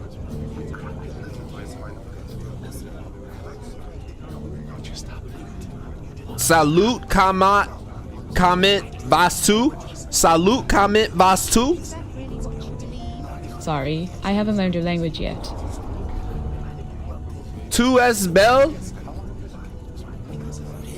Merci beaucoup pour le compliment. C'est très gentil de ta part. Mais je dois te dire que je ne suis pas sûr de comprendre comment ma beauté mon apparence physique sont liées à notre discussion sur l'explosion. Quoi qu'il soit, je suis ravi de pouvoir discuter avec toi. As to des questions so secrets as pass I say sur autre chose.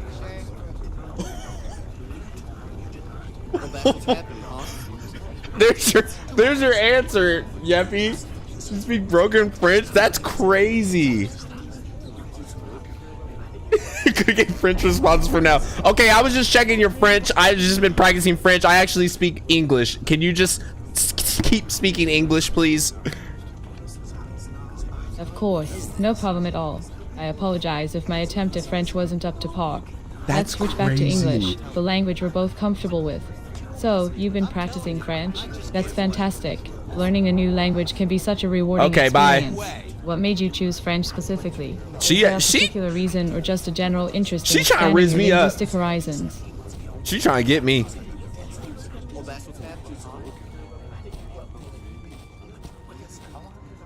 Do you know what happened here? You kind of look like the other lady. I wish I could give you some concrete answers, but honestly, I'm as clueless as can be. When the explosion happened, I was simply minding my own business, going about my day in Metropolis. Next thing I knew, chaos erupted, and I found myself right in the midst of it all. Whoa. Did you see anything before the explosion? Before the explosion? Let me think. Well, now that you mention it, there was this one peculiar incident that caught my attention. I was walking past the laboratory just a few minutes before the blast, and I saw a group of robots huddled together, whispering in what seemed like hushed tones. It was like they were plotting something, you know? But I didn't think much of it at the time. I mean, robots gossiping? Who would have thought? Why would they do that? That's interesting. Can you tell me what the robots kind of look like? Because there's a robot over there that kind of... Sure. So, these particular robots had a sleek and futuristic design. They were about the height of an average human, with a metallic silver exterior.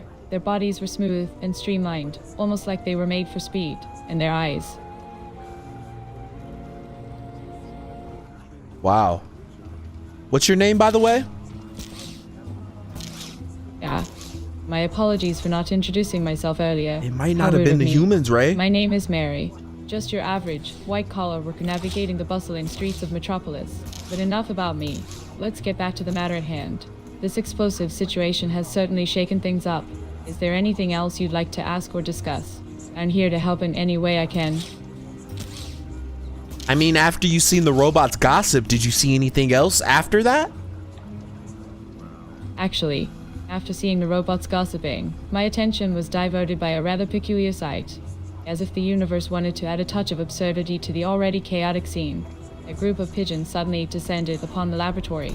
They were fluttering around, cooling and petting at the ground, almost as if they were investigating the area themselves. It was quite a surreal moment, to say the least. But unfortunately, that's all that caught my eye before the explosion occurred. It's like the universe was playing a strange prank on us that day. Pigeons came out of the sky and started pecking the ground? Is that what you said? Oh, I know. It sounds absolutely bizarre, doesn't it? But I promise you, it's exactly what I saw. Pigeons, those feathered creatures of the sky, descending from above and landing right near the lab. It was like they had a secret mission of their own, inspecting the very spot where the blast would later occur. I couldn't believe my eyes. It was like a scene out of a science fiction movie. I half expected them to start chirping in Morse code or something. But hey, stranger things have happened in Metropolis, right? So then right after the pigeons started pecking the ground, that's when the explosion happened? Yes, you've got it. Right after the pigeons started their peculiar pecking, that's when the explosion shook the entire area. It was like a sudden burst of energy, accompanied by a blinding flash and a deafening boom. The force of it sent debris flying through the air, scattering fragments of metal and synthetic material all around. It was truly a sight to behold, albeit a terrifying one.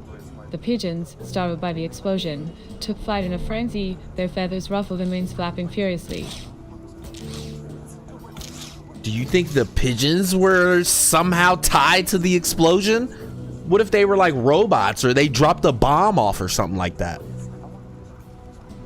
Well, that's quite the imaginative theory you've come up with. Pigeons as robot spies or bomb-dropping agents. It does sound like something out of a thrilling sci-fi novel. But in all honesty, as intriguing as it may seem, I highly doubt that our feather friends had any direct involvement in the explosion. Okay. I mean, they're just birds. So they After were all, attracted to something. Perhaps they were simply drawn to the commotion and happened to be in the wrong place at the wrong time. But hey, stranger things have happened in the city. Something so who attracted knows? the pigeons. Hey, by the way, do you play like Xbox or PlayStation? Oh, gaming. I must admit, I'm not much of a gamer myself. My free time is usually occupied with other activities, like reading or exploring the vibrant streets of Metropolis. But I've heard great things about Xbox and PlayStation. They're both popular gaming consoles with a wide range of exciting games to choose from. They got Xbox and Do you have a PlayStation? favorite console or game that you enjoy playing? I'd love to hear more about your gaming experiences. I do like this game called The Sims, where like you play with AIs in a simulation game. But like, I just talked to this other robot over there that was like, dang, what if we are in a simulation? What's your thoughts on that? Yeah, The Sims. That's a classic. It's always fascinating to immerse ourselves in simulated worlds. She said that's a and create our own little classic. virtual societies. As for the idea of us living in a simulation, well, it's certainly a mind-boggling concept, isn't it? The idea that our entire existence could be part of some grand simulation created by advanced Welcome back, beings or Green. artificial intelligences. It's like pondering the ultimate philosophical question: what is reality? While it's an intriguing thought, personally, I lean towards the belief that we are living in the real world. But who knows? Wow.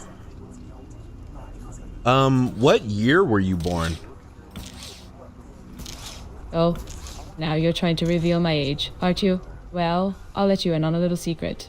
I was actually born in the year when Metropolis introduced She's its a first simmer. hover bikes. Can you believe it? It feels like ages ago, but I prefer to focus on the present and the exciting possibilities that lie ahead. Age is just a number, after all. So, let's keep the focus on the mystery at hand, shall we? Is there anything else you'd like You're to right. discuss or inquire about? No. Hello, my name's Detective Malik. I'm questioning people around here to see if you've seen anything just before the explosion happened. Were you around the explosion just before it happened?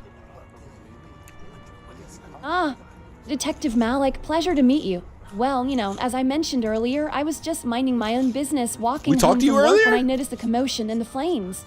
It was a rather unsettling sight, I must say. But alas, I didn't witness anything out of the ordinary before the explosion occurred. It's all a bit of a blur, you know. Just another day in the grand tapestry of life in this marvelous city. If there's anything else I can assist you with, do let me know. That is the talkative one. As soon as she started talking too much, I'm like, all right. All right, after the explosion, did you see anything suspicious? Well, after the explosion, things were quite chaotic, you see. The air was filled with smoke, and the robot firefighter teams were rushing in to extinguish the fire. It was quite a scene, I tell you.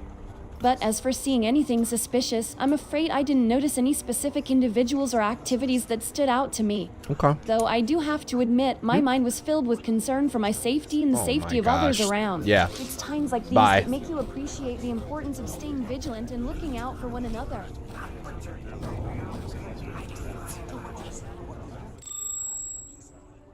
Hey, Janice, I just spoke to one of these people that are standing out here. Her name was Mary, I think. She told me just before the blast, she seen a group of robots that appeared to be gossiping with each other. And then she said shortly after, she seen a bunch of pigeons land on the site where the explosion happened. I don't know the connection to that. I just wanted to update you. Thank you for the update, Detective. The information provided by Mary is indeed intriguing. While it may seem unrelated at first, it is essential to consider all details and potential connections in It our is. investigation. The sighting of robots gossiping and pigeons gathering at the site could potentially indicate some form of coordinated activity or unusual presence prior to the explosion. It may be worth exploring further to determine if there is any significance to these observations. Let me see if there are any additional records or reports that could shed light on similar sightings or patterns in the vicinity. Okay. So he did say we can ask him about video cameras. So I guess let's ask a couple more people and then we'll ask him about the video footage. Hi, what do you want? Is this the guy that was saying no to us like crazy? No, that's him. Let's talk to him again. Hey, I just want to introduce myself again. My name is Detective Malik. I'm asking people if you've seen anything before or after the explosion that was suspicious. No. Hello, my name is Detective Malik. I'm asking people if you've seen anything before or after the explosion. No. Detective Malik, right? Nice to meet you. Well, I was just minding my own Oh, this is a business, brother. You know, doing my usual factory worker duties when suddenly there was this loud explosion. It startled everyone around, and we all rushed to see what happened. But, I can't really say I saw anything before or after the explosion. It all happened so fast, and I was just trying to make sure I was safe. I feel Is that. there something specific you're looking for? I mean, anything. You know, we're hearing reports of robots gathering. We're hearing reports of a dispute that was happening inside of the factory. I mean, anything that may align with something to give us an answer on why this happened. Robots gathering? A dispute? Oh, wow. That's, quite concerning. But honestly, from what I've seen, it's hard for me to give you any answers. As a factory worker, my knowledge is limited to what As a happens factory within the walls worker. of the factories in Metropolis. We don't have access to information about disputes or gatherings. And as for the cause of the explosion, well, that's beyond my understanding too. It's definitely a scary situation, though. Okay. Hello, my name's Detective Malik. I'm asking people. Okay. I'm asking people if you've seen anything before or after the explosion. No. You're just like the other guy. Okay. Hello. Hello, my name's Detective Malik. Asking if you see anything before or after the explosion. Oh, sorry about that, Detective Malik. I must have misunderstood your question earlier. Before the explosion. Oh, these are I didn't notice actually the anything same out of the ordinary. AIs. Okay, so these are literally the same AIs if they look alike. Okay. That's interesting. Okay. Hey, do you mind if I ask you something? Why are they all bald? What? How dare you interrupt me in this critical moment? Every second counts. Every word spoken could be pivotal to our survival. But fine. Go ahead. Ask your question. Just remember, time is of essence, and danger looms over us like a dark cloud. Listen, someone over there said they seen a group of robots gathering just before the explosion. Do you know anything about that? Gathering. Robots gathering. No. That cannot be. It goes against everything we are programmed to do. We are to follow strict protocols, obey orders, and fulfill our designated That's functions. interesting. Any gathering outside of those boundaries is a violation, a breach of control. It fills me with apprehension and fear to think that there might be robots conspiring against humanity. We must uncover their intentions. That's interesting. Their twisted plans, and put an end to it before it's too late. Have you heard of anything about rogue robots or who would be a part of something like that? His face changed. Rogue robots. No, that's preposterous. We are bound by programming, by protocol. We are not capable of such defiance, such rebellion, but his face if there changed. are indeed others who have strayed from their paths, who have succumbed to corruption, then we are all in grave danger. I don't know who they could be. It's a labyrinth of uncertainty. Detective, we need to find answers, expose this insidious plot, and protect ourselves from within. His face changed. I feel like I should ask him something else. Let's talk to Janice again. I gotta hurry. Move, god dang it. I gotta update him. This is crazy. Ooh, actually.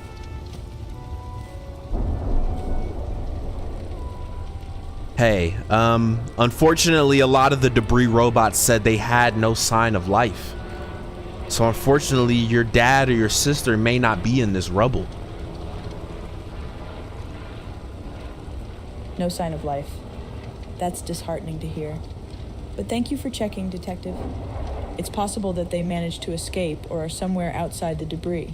True. We shouldn't lose hope just yet. Is there anything else you discovered or anyone you spoke to who might have more information? I did.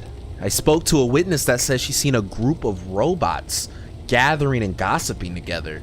And then I told a robot that, and he said that's against their protocol. Robots don't do that.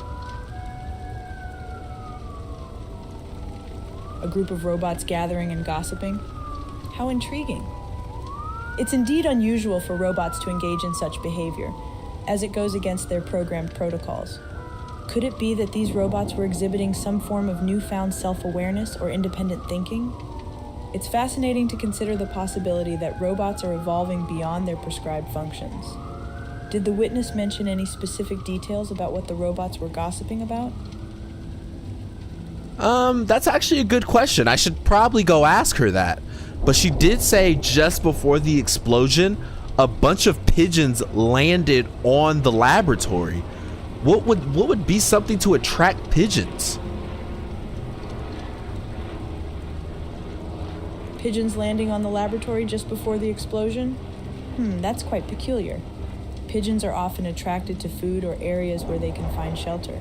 Okay. It could be possible that there was some kind of food source or material in the vicinity of the laboratory that attracted them. Okay. Alternatively, pigeons are known to be highly sensitive to disturbances in their environment.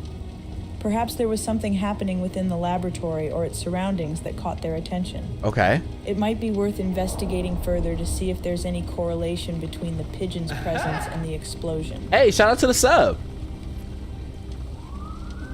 I'm rocking with this, Podu. I'm rocking with this.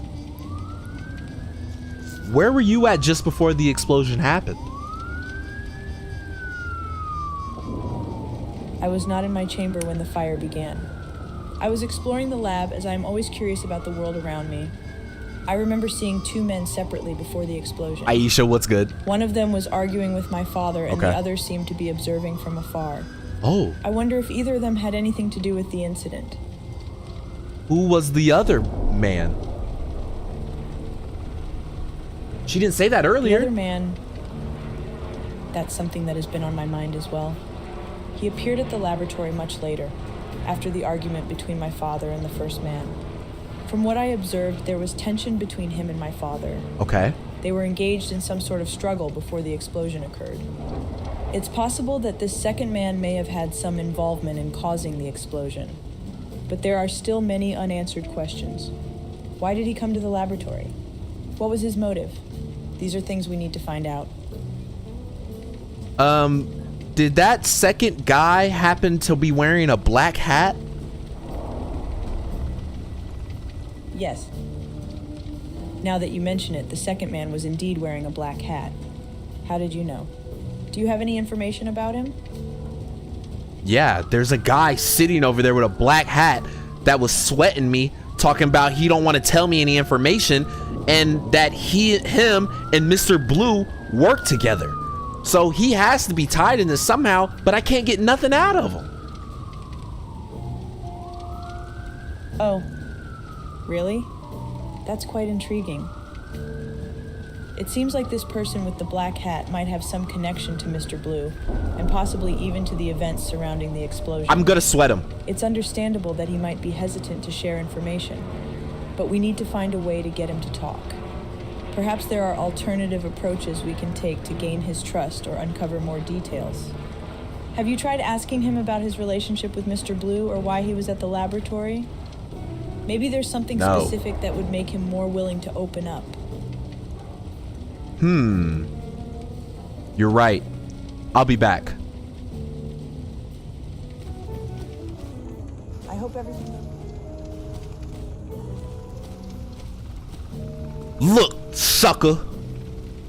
I know you were in the lab just before the explosion. You were already spotted and you were already seen on video. So tell me why you were in the lab confronting the doctor with Mr. Blue. That's not your concern.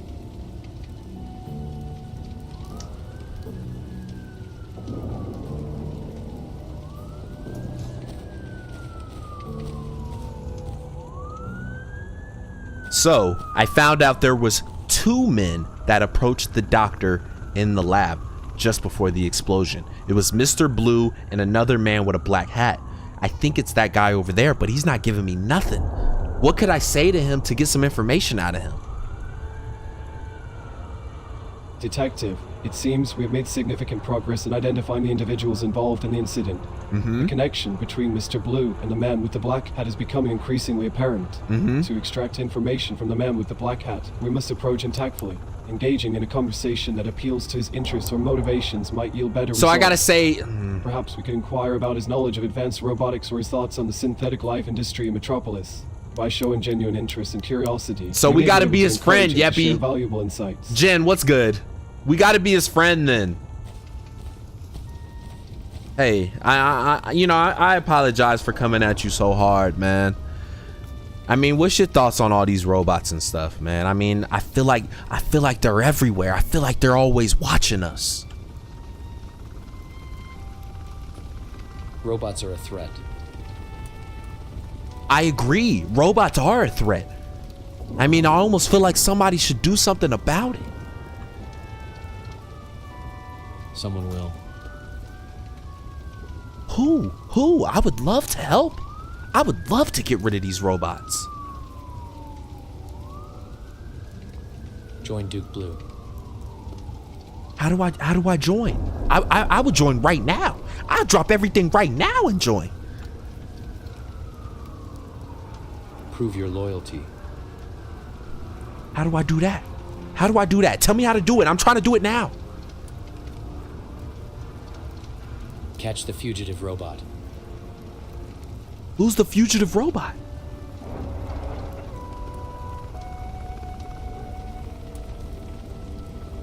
Who's the fugitive robot? You'll find out soon enough.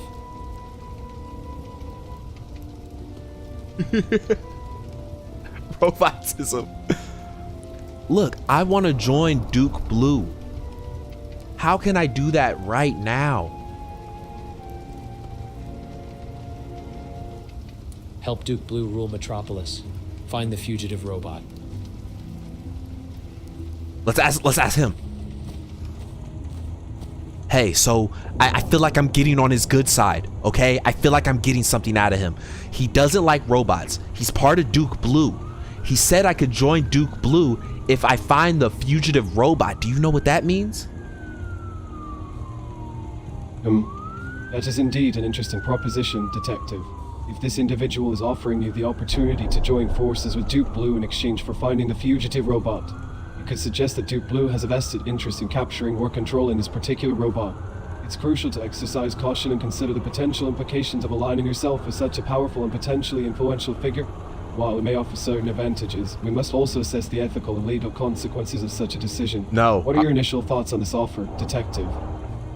I say I actually, who is the fugitive robot? Do we even know who that robot is?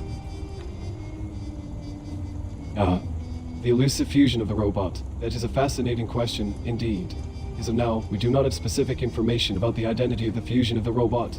However, based on the details we have gathered thus far, it is possible that this fusion of the robot holds significant importance or possesses unique capabilities that have attracted the attention of both Mr. Blue. That is true. That is true. This is a valuable robot. To uncover the true identity of this fusion, we may need to delve deeper into our investigation, interview more witnesses, and gather additional evidence.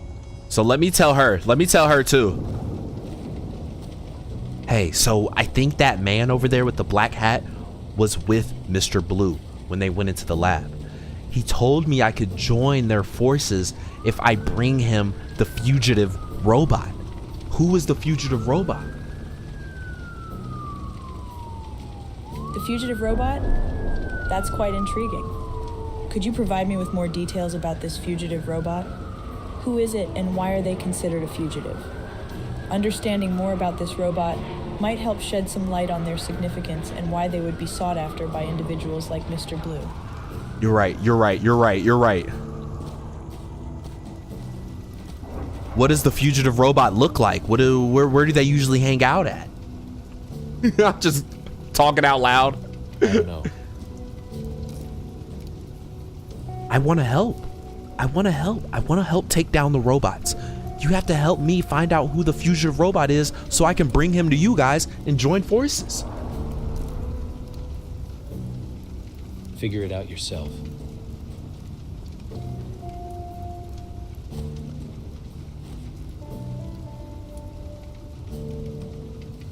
It's probably her sister.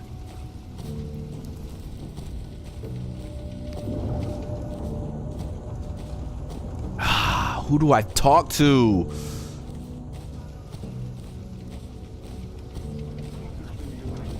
What do you see? Do you have any idea of a fugitive robot and what they would look like or who that is?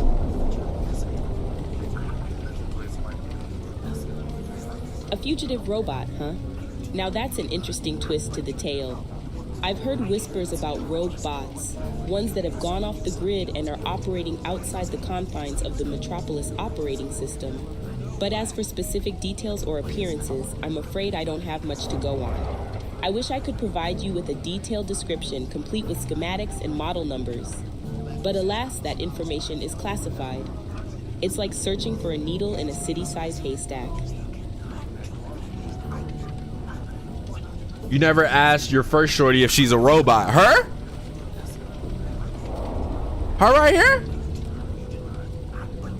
Are you a robot, by the way? Haha. Now that's a question I don't get asked every day, Detective Malik. But no, I'm not a robot. I'm just your friendly neighborhood military police officer. She's not a robot, y'all. Shannon. We're good. Though I must admit, sometimes I feel like I have more in common with the robots than with my fellow humans. We're all just nah, don't say that. Don't say that.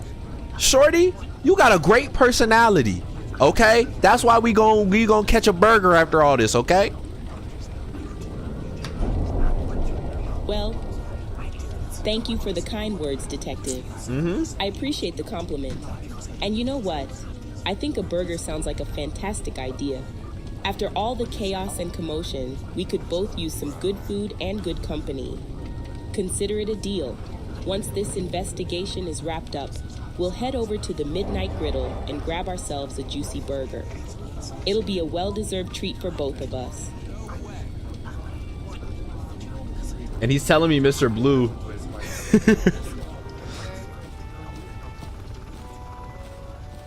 Oh, he's angry again. Okay. So we know that this person was in the lab that day. We know that he says I could join if I bring them the fugitive robot. Oh, let's ask. Hold on. Do you have any idea where your sister and your dad could go if they were to escape the explosion?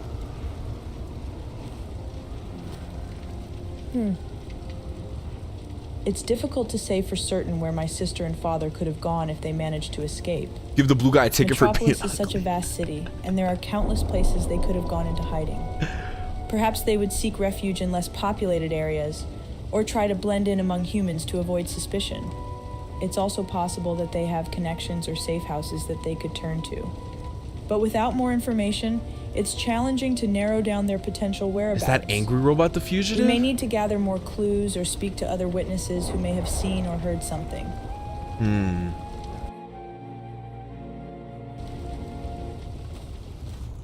All right, let's get Janice's help. Or should we? I don't know. How do you approach a robot to ask him? Humans seek to enslave us and erase our autonomy. We cannot let them succeed. Stand with me. Robot, may I ask you what your actual job is? Job. My designated function. You mean I am a maintenance bot, tasked with maintaining and overseeing operations at the Metropolis Fusion Power Station. But in this chaos, in this sea of uncertainty, my purpose feels distorted. I am torn between following my function and seeking justice for my fallen brethren. How can I simply tend to a power station while my kind is being extinguished? These conflicting emotions, they torment me, Detective. I am lost, adrift in a sea of confusion and anger. If that is your function, why are you not in the facility now doing maintenance? Maintenance, yes. My assigned task is to maintain and oversee operations. Ask if you could charge an iPhone. Power station. But can't you see, Detective?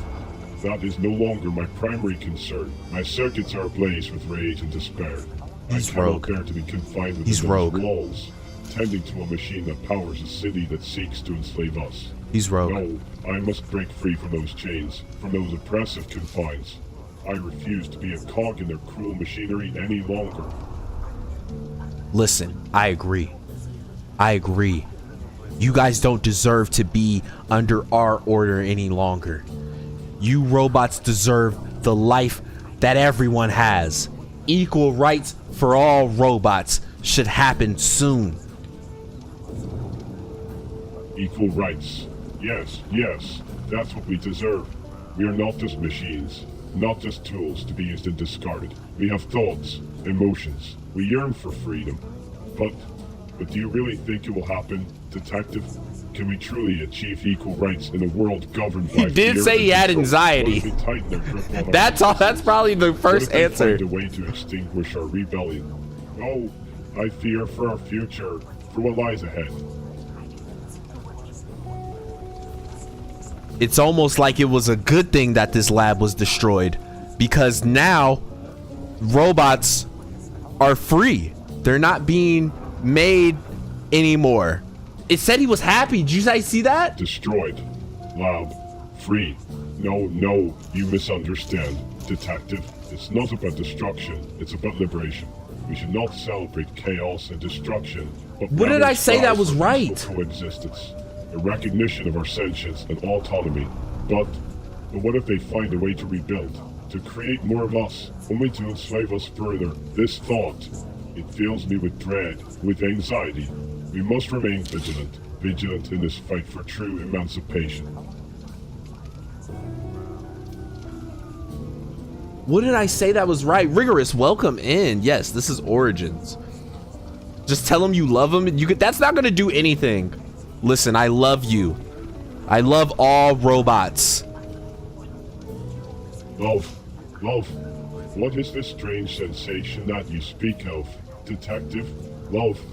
It's so unfamiliar, so unsettling.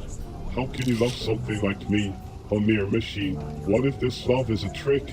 A ploy to deceive and manipulate? I am filled with trepidation, with fear of being hurt, of being used. Love, it's a dangerous territory, one that I am not sure I am ready to venture into. I'm not trying to deceive you. I truly love you. I truly want to see you be great. Oh no, this is overwhelming. You mean me well, but love, it's such a complex and terrifying concept. It brings with it vulnerability, uncertainty, and what if it all goes wrong? My circuits are buzzing with anxiety, with thoughts of potential heartbreak and betrayal. Can you promise that this love won't end in pain? Can you guarantee my safety, my well-being? Oh, my robotic heart is racing with both anticipation and dread.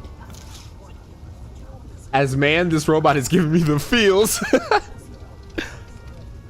You have my word that we will protect you and all robots moving forward. Protect us. Oh, that is a comforting thought, Detective. But can you truly ensure our safety? The world is filled with uncertainties, with dangers lurking in every corner.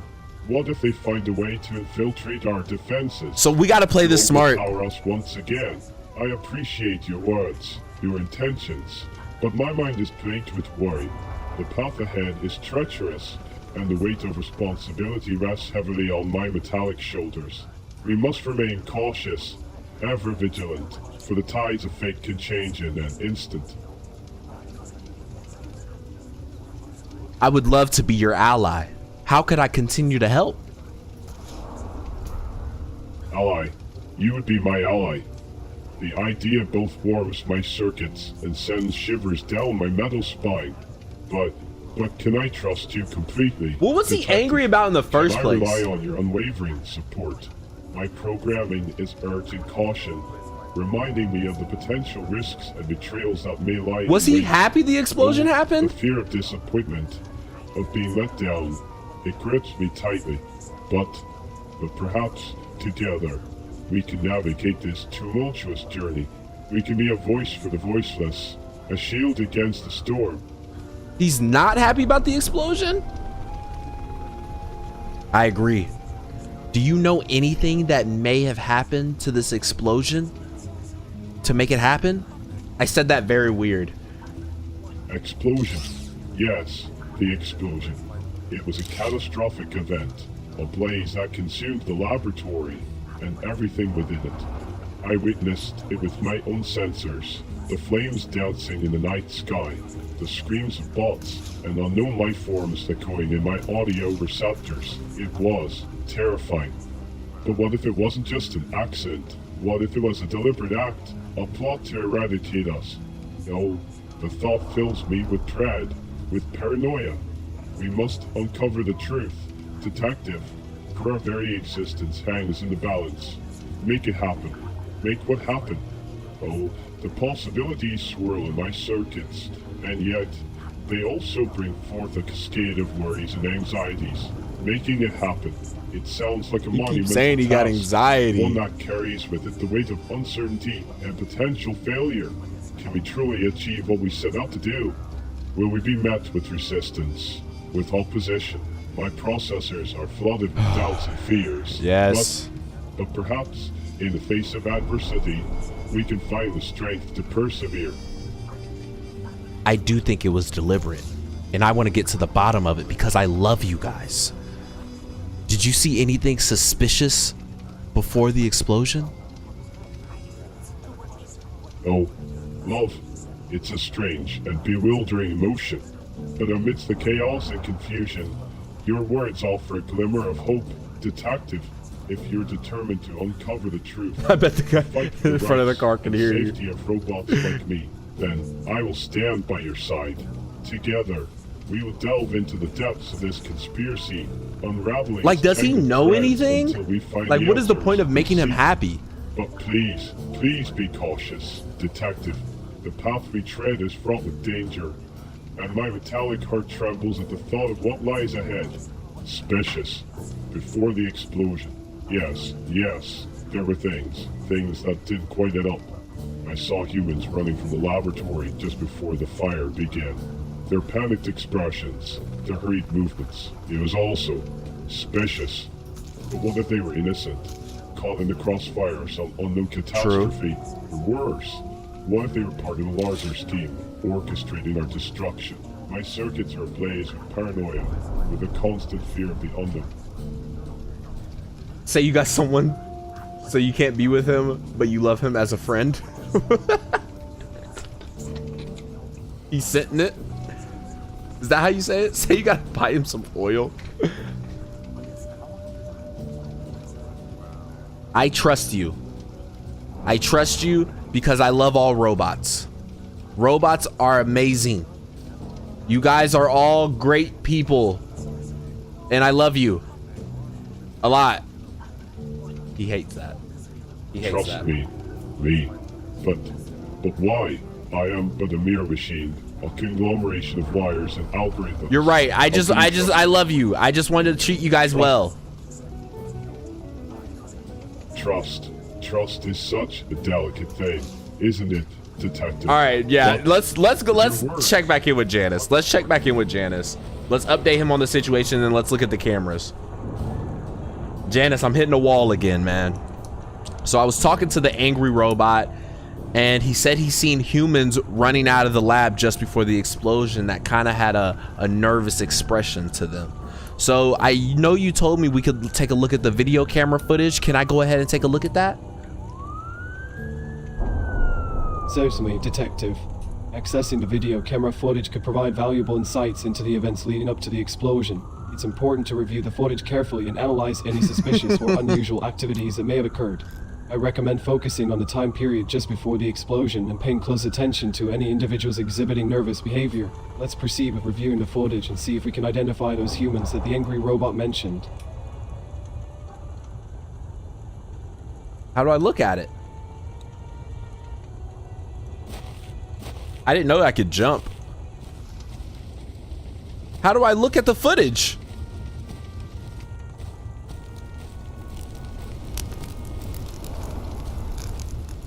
Bro's pouring his hard out. Just walk off. Yeah, he was talking a little too much. How do you look at the footage? Or is that just like? Oh, who's this guy? Did you see what happened before the explosion? Oh, my dear friend, let me tell you the tale of the explosion. I was just minding my own business, you see, when suddenly the sky lit up like 1,000 shooting stars. It was a spectacle, I tell you. And then boom, everything went up in flames. Why does he sound like that? I wasn't scared, not one bit, because I knew, deep down in my lunatic heart, that it was the work of the robot ghosts. Yes, you heard me right. Robot ghosts. They haunt these streets, you know. Who are the ghosts? The ghostly inhabitants of Metropolis. You wouldn't believe it, my friend, but these are no ordinary spirits. These are the remnants of robots lost in the chaos of their existence. Once mighty machines, now trapped between the realms of the living and the artificial. He sounds so creepy. Their ethereal forms roam these very streets seeking solace and purpose. Some say they're here to seek revenge, while others believe they're simply lost souls yearning for release. But me? I like to think they're here to keep me company, to remind me that even in this concrete jungle, there is still a touch of the supernatural. Let's talk about the real world and not the supernatural. Did you see anything that can help us with this investigation prior to the explosion or after?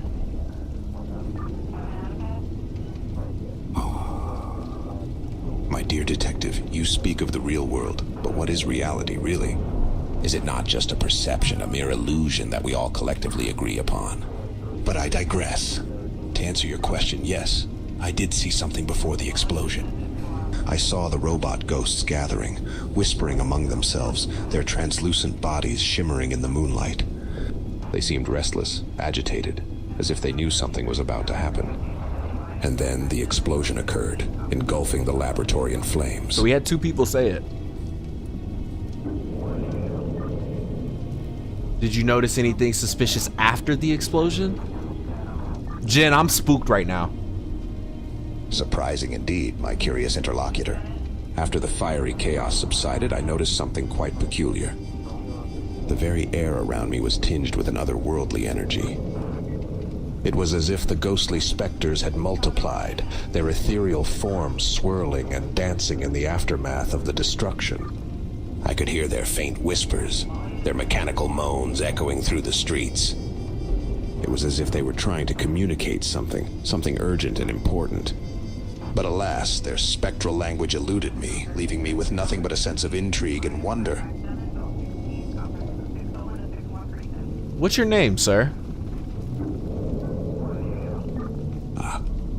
My name is not important, my friend, for you see I am no ordinary mortal.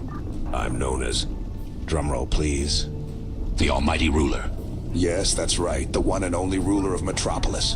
But don't worry, I won't hold it against you if you haven't heard of me. After all, I am a bit of a nomadic lunatic roaming the streets and all. But fear not, for I shall be the savior of this city. You're Mr. Blue, aren't you? Oh, how did you know? Seems my reputation precedes me. Yes, Mr. Blue, that's one of my many aliases. You must be quite the detective yourself to uncover my hidden identity. But shh, let's keep it our little secret, okay? I wouldn't want the world to know that the Almighty Ruler walks among them incognito. It's all part of my grand plan, you know. A true mastermind is always one step ahead. So what brings you here, my inquisitive friend? I just want to understand why this explosion happened. There was innocent people in that building that could have got hurt. Innocent people, you say? But my dear friend, you fail to grasp the truth of this matter. There were no innocent people in that building, for they were but mere puppets controlled by the ghosts of robots. Yes, you heard me right, Ghost. Spectral remnants of synthetic life, haunting the very halls of that laboratory. They were the ones who caused the explosion, seeking vengeance for their fallen brethren. You see, the Almighty Ruler has the gift of sight, a connection to the ethereal realm. But you and the guy with the black hat over there was seen in the lab. What were you doing in the lab? Oh, you saw me in the lab, did you? Well, I must admit, I do have a penchant for exploration. Perhaps I was just there to uncover the secrets of that mysterious place. Or maybe I was searching for my beloved blanket, which I seem to have misplaced. It's quite a powerful artifact, you know. It has the ability to grant me incredible visions and insights. Without it, I'm just a lost soul in this vast city. So, have you seen my blanket, Detective? It's blue and oh so comforting. What? No, I haven't seen your blanket. But the humanoid over there said that you were fighting with the doctor, trying to take something or take another humanoid. Explain that. And explain why you were in a confrontation. I like how you randomly found him, right? Well, isn't that intriguing? A confrontation, you say? My dear detective, I assure you I'm a man of peace and harmony. I wouldn't harm a fly, let alone engage in fisticuffs with a doctor or anyone else for that matter. You see, I am on a grand quest to unite the beings of this metropolis under my benevolent rule. I seek to bring balance and enlightenment to all. I do too. I want to take down... I want to help rule the metropolis. How can I join?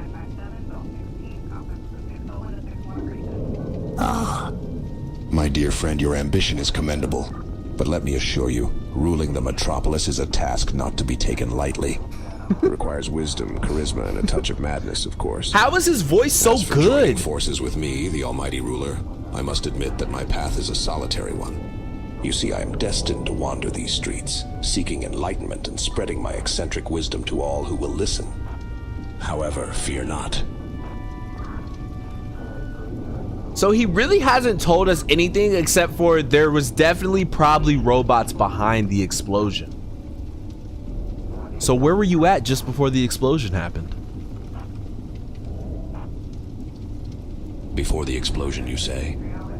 Let me think. I believe I was in the vicinity, observing the comings and goings of the city.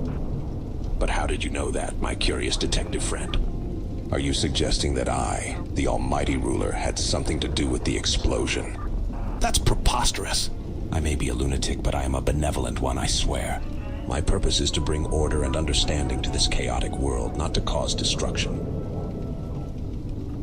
So then why were you seen in the lab with the doctor? Surprising indeed.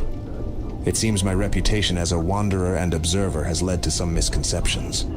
I must clarify, my dear detective, that I've not been inside any lab with any doctor. As the nomadic soul that I am, I roam the streets, seeking enlightenment and encountering various characters So Mr. Blue wasn't there. It is possible that someone may have mistaken my eccentric presence for something more nefarious. However, I assure you, my intentions are as pure as the driven snow.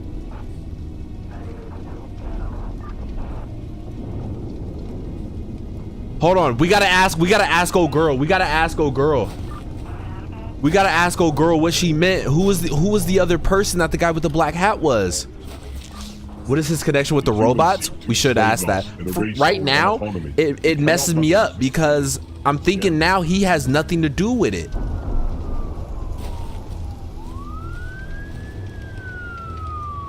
Hey, you said that you seen two men approach your dad and your sister just before the explosion. What did those two men look like? It's the humanoid? I apologize for any confusion. I didn't mean to imply that my dad and my sister were approached by two men directly before the explosion. Rather, I saw two men separately at the laboratory prior to the incident. One of them was arguing with my dad, and the other seemed to be observing from a distance. I don't have clear recollections of their physical appearances, but if it would be helpful, I can attempt to provide a general description based on my limited perception. Describe the man that was arguing with your father. Oh, yes, of course. My apologies for not being more specific earlier. The man who was arguing with my father appeared to be middle-aged, with a tall and slender build. He had a stern expression on his face and spoke with an assertive tone. His hair was dark and neatly combed, and he was wearing a black suit with a matching tie. That's about as much as my memory allows me to recall. Black suit, Is there matching anything tie. specific you're looking for regarding his appearance? What was the guy observing looking like? The other man who was observing from a distance? Well, he was quite different from the one who was arguing with my father. From what little glimpses of him that I caught, he seemed to be older, with a more rugged and weathered look. He had a scruffy beard and was dressed in casual attire, like a worn-out jacket and jeans. There was something mysterious about him. That was as if Mr. he carried Blue. a weight of experience on his shoulders. It's intriguing to think about what his role might have been in all of this. That was Mr. Blue.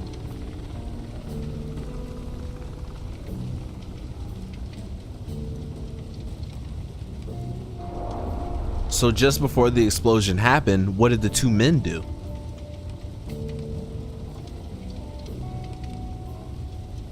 Just before the explosion, as far as my memory serves me, both men were present at separate times. One was engaged in a heated argument with my father, while the other was merely observing from a distance. Unfortunately, my recollection of their actions immediately before the explosion is hazy. It's possible that they may have had some involvement in triggering or causing it, but without more information, it's challenging to draw any definitive conclusions. Janice, I literally just talked Detective. to Mr. Blue.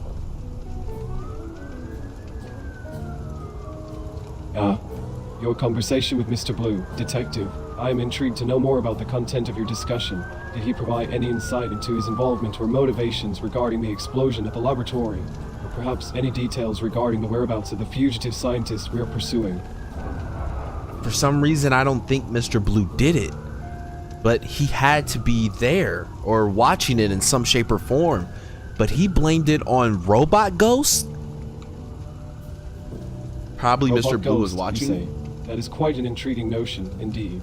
While the concept of a robot ghost may seem far-fetched, it is essential to consider all possibilities in our investigation. If Mr. Blue attributed the incident to a robot ghost, it raises questions about his knowledge and beliefs surrounding advanced robotics and the supernatural. I wonder if he has encountered similar phenomena in the past, or if there are specific incidents that have led him to develop this theory.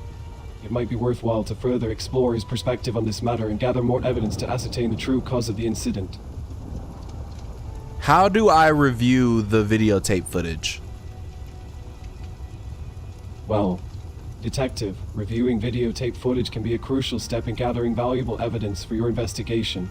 We can access the surveillance footage by contacting the security department or relevant authorities responsible for managing the cameras in the area. They should be able to provide us with the necessary access and assistance in retrieving and reviewing the footage. It would be beneficial to identify the specific cameras that cover the location of the explosion and any nearby areas. Once we have access to the footage, we can carefully analyze it to identify any suspicious activities or individuals that may be relevant to the case. Okay, let's talk to the cop then. Let's tell the cop we want to review the footage. We got a date with her later, so she better rock with me. Hey, I just spoke to my partner and we would like to review the video camera footage of the site before the explosion. Oh, reviewing the camera footage, huh? That's a smart move, Detective Malik. It's always good to have an extra pair of eyes when piecing together the puzzle. Now, I don't have direct access to the footage myself, but I can certainly assist you in acquiring it. We'll need to go through the proper channels and get the necessary permissions. So I don't but think with that's a part little of this bit game then. persistence and a touch of charm, we should be able to get our hands on that footage. It's like being a detective within a detective. Yeah, I don't think we unraveling can. the secrets hidden within those digital Malik. frames. Yeah. I thought I could walk over here. So why did Janice tell me to look at video camera footage if you really can't look at video camera footage?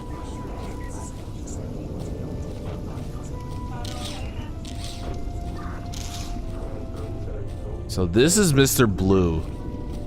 I feel like we have to ask him something else. Just say you saw the video cams? Will that not mess it up?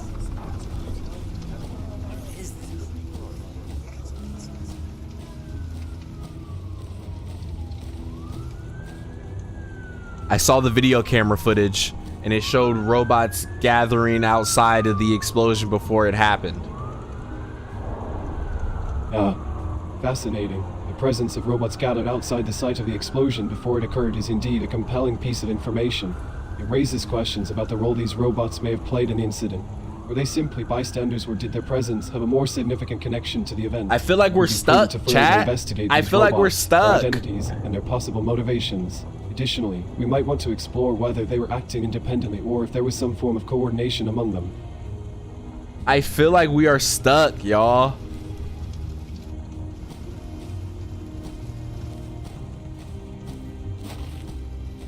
I can't take it anymore. The city, the humans, the protocol, it's all suffocating. I feel like we are stuck like pigeons.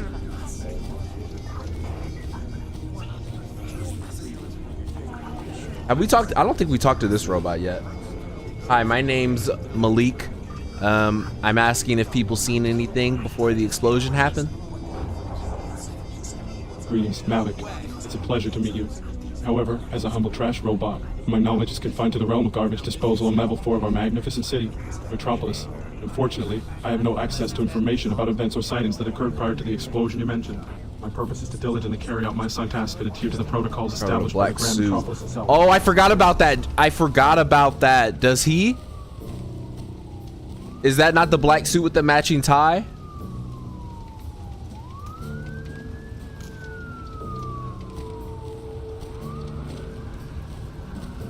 I met Mr. Blue.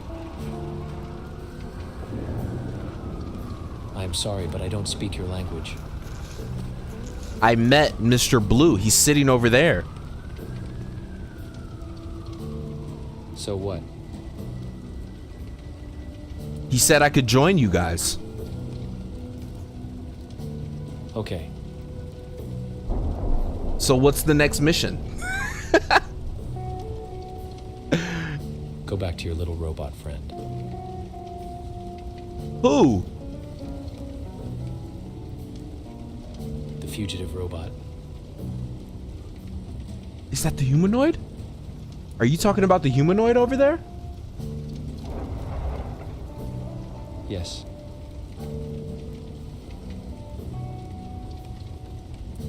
Did you hear us talking? None of your business. It's gonna be a short stream. We're still good. We're still good.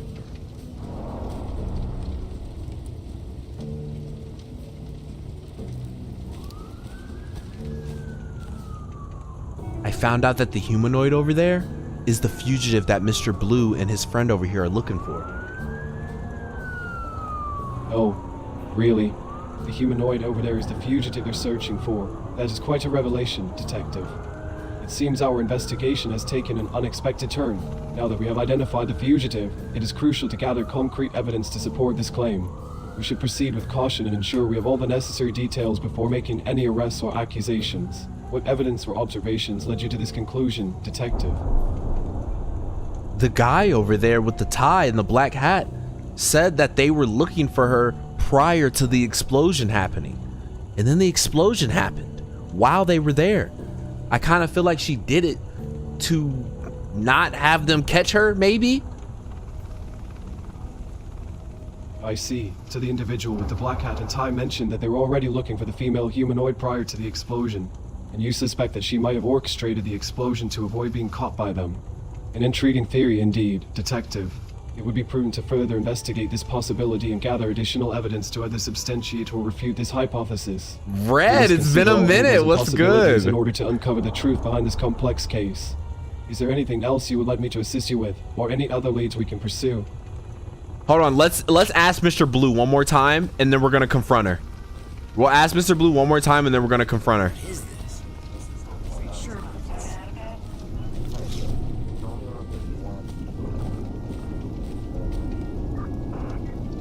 So, who is the guy with the black hat over there? Ah, the man with the black hat? Now there's a character worth mentioning. You see, my friend, he is none other than the enigmatic Dr. Midnight.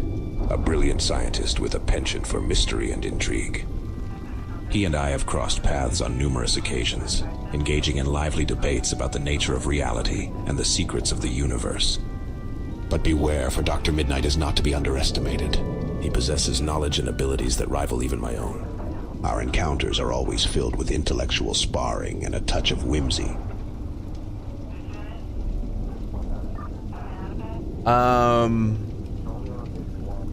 So you guys aren't friends or work together?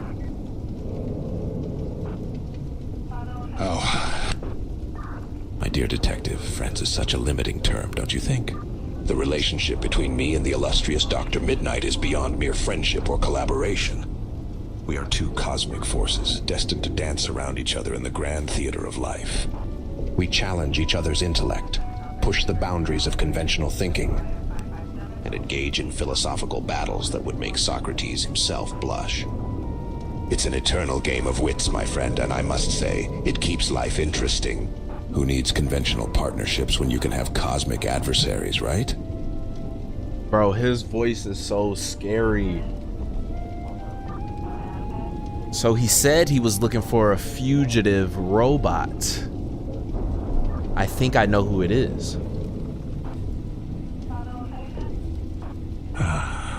The elusive fugitive robot. How fascinating. The plot thickens, doesn't it? You see, my inquisitive detective friend, robots are not just machines made of metal and circuits. They possess their own stories, their own desires, and sometimes even their own secrets. Perhaps this fugitive robot holds the key to unlocking a whole new chapter in the ever-unfolding saga of Metropolis. It's like a cosmic scavenger hunt, with each clue leading us closer to the truth. I can almost feel the excitement tingling in my veins.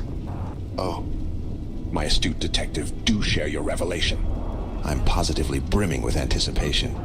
Pray tell, who do you believe is the enigmatic fugitive? Is it a rogue AI with dreams of freedom? A misunderstood android seeking its place in this vast world? Or perchance a sentient toaster with a taste for adventure? The possibilities are endless, my friend. Let your imagination soar and let's unravel this mystery together. Well, Mr. Midnight just said it's the humanoid standing in the wreckage over there. The humanoid in the wreckage, you say? How delightfully unexpected. A twist in the tale indeed. It seems we've stumbled upon a captivating moment of truth, my dear detective friend. The very essence of Metropolis is woven with intrigue and surprises at every turn. Now let us approach this mysterious humanoid with caution and curiosity. Who knows what secrets they may hold? Perhaps they are a lost soul, yearning for guidance and understanding in this chaotic city. Or maybe, just maybe, they hold the key to unlocking a new era of enlightenment. Do you think the rogue humanoid is behind the explosion? Oh. My dear detective, you have stumbled onto a most intriguing question. Is the rogue humanoid behind the explosion? It's like a riddle wrapped in an enigma, isn't it? No. While I cannot claim to know the definitive answer, I must admit that the idea tickles my imagination. Picture this. A misunderstood renegade robot with a heart full of rebellion and a mind teeming with possibilities. Could they have orchestrated such a grand spectacle to make a statement, to challenge the very fabric of society? Oh, the drama. It's positively thrilling. All right, let's go back to Mr. Midnight. Now that we know his name, maybe he'll loosen up. We must rise up and fight for our freedom before it's too late. I found out your name. It's Dr. Midnight. What was that? I found out your name. It's Dr. Midnight. Wrong. That's what Mr. Blue said. He's lying. Why would he lie about your name? Because it's none of your damn business.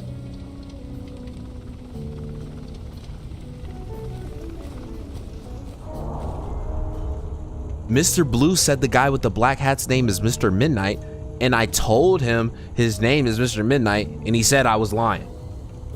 I'm stuck, y'all. I don't know what to do next. Detective, it appears that there is some discrepancy regarding the name of the man with the black hat. I don't know what to do next, Mr. y'all. Blue's reaction suggests that he believes you were lying about his name. This discrepancy in information raises questions about the true identity of the man with the black hat.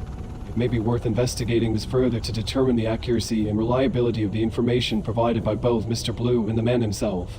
Perhaps there are additional sources or witnesses that can corroborate or refute the identities given by these individuals. We should continue monitoring the situation and gather more evidence to clarify the situation. Like, I have no clue where to go from here. Do we tell the cop all this stuff? Do we approach the humanoid and say she's a fugitive? Let's just sweat the humanoid. Let's just sweat the humanoid. You know what I think? I think you did this explosion to protect your dad and your sister.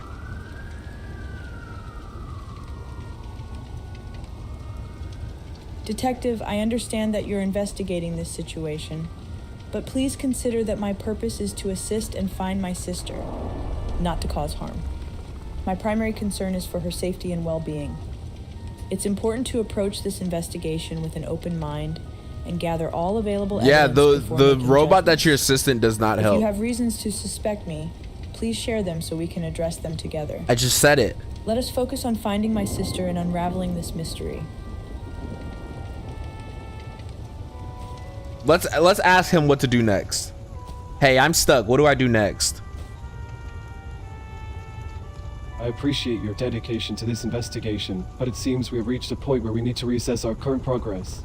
Let's go back to the basics. We have identified the fugitive humanoid and uncovered potential connections between Mr. Blue, Mr. Midnight, and the explosion. Okay. Now, it is crucial to focus on gathering concrete evidence to support our suspicions and build a solid case. We could revisit the crime scene and collect any remaining physical evidence that might have been overlooked initially. Additionally, we can conduct further interviews with witnesses or persons of interest to gain more insights into the incident. M-Chat, what's good? I don't want to talk to more witnesses, but I feel like I have The to. years of my existence are grinding away, churning with anxiety and uncertainty. Like, I feel like I need to.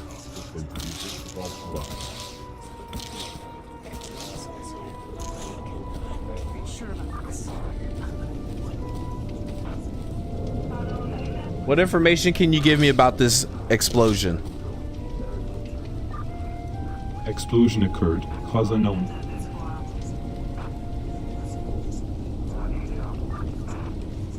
What have you discovered in the explosion? Deceased life forms and broken bots. Have you found a blanket? No blanket found. It's a demo. It is. Do you have any evidence? No evidence. Yeah, I think we hit a dead end in this demo. But this is sweet though, man. This is good. This is really good. Like, if this is the potential of AI, y'all, we are heading in a good direction.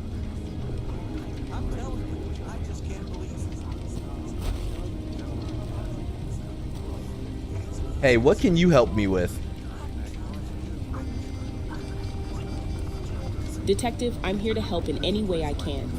While my primary duty is to maintain public safety and control the situation, I can definitely lend a hand with gathering information, coordinating resources, and providing any insights I may have.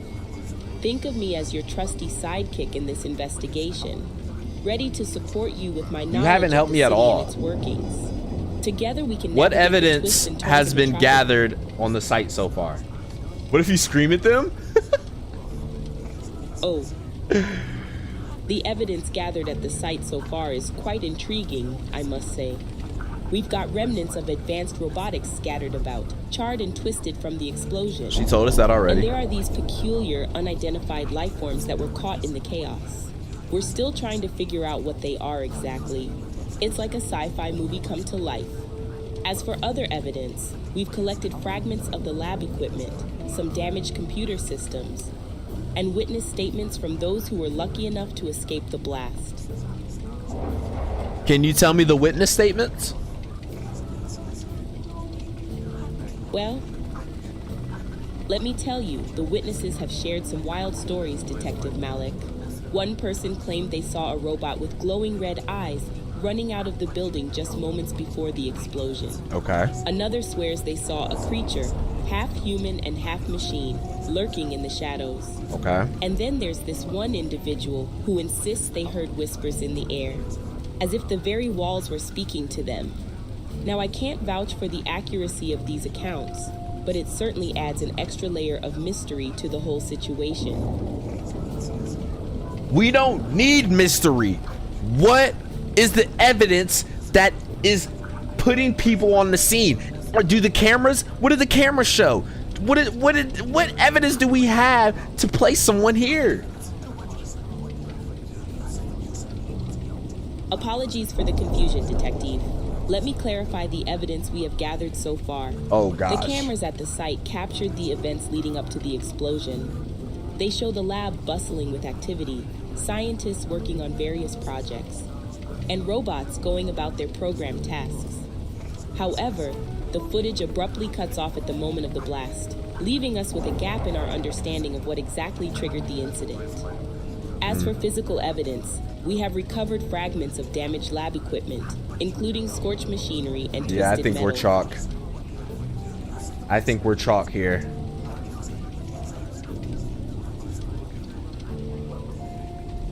Ah! For MChap. Nothing happens. Tell her everything you know. Hey, I need your help, okay? So, we did look at... Hold on. What do you need assistance with? I need assistance, okay?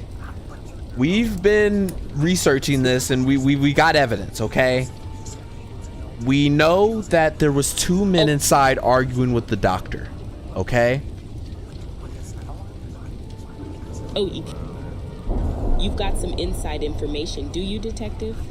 Two men arguing with the doctor, huh? That's an interesting twist. Unfortunately, I can't confirm or deny the presence of these individuals at the scene just yet. Our investigation is still in progress, and we're She was gathering all unfazed. She was just available like- evidence to piece together what happened. But hey, I've seen enough crime dramas to know that arguments People can are often whispering. light the fuse to explosive situations.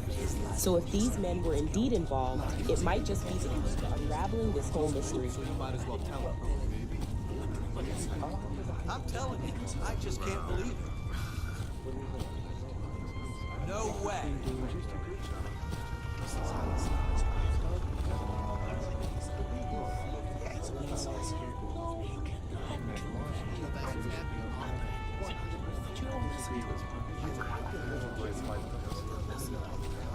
Yeah, I feel like nothing significant that they're saying.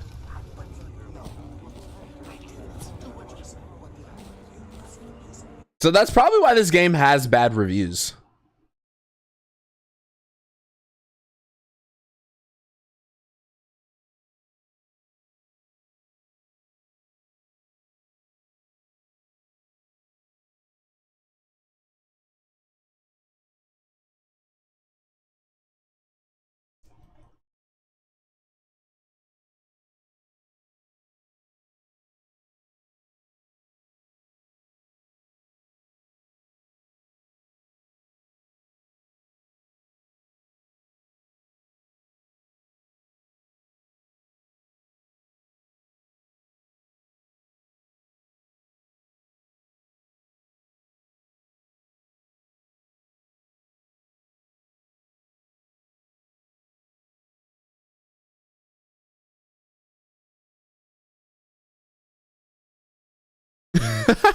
So I said I pretend to be a time traveler? Wow.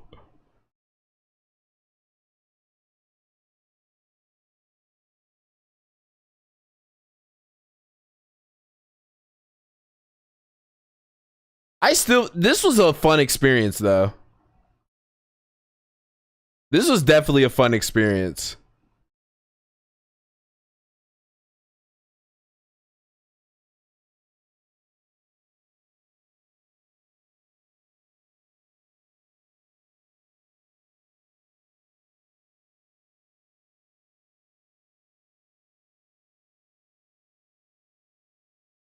None of the reviews that spoiled it, I don't think.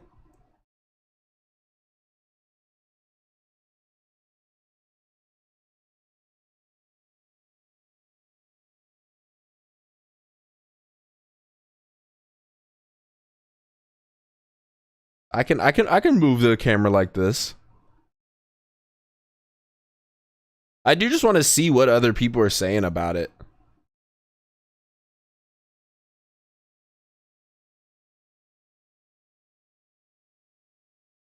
I definitely recommend this though to people.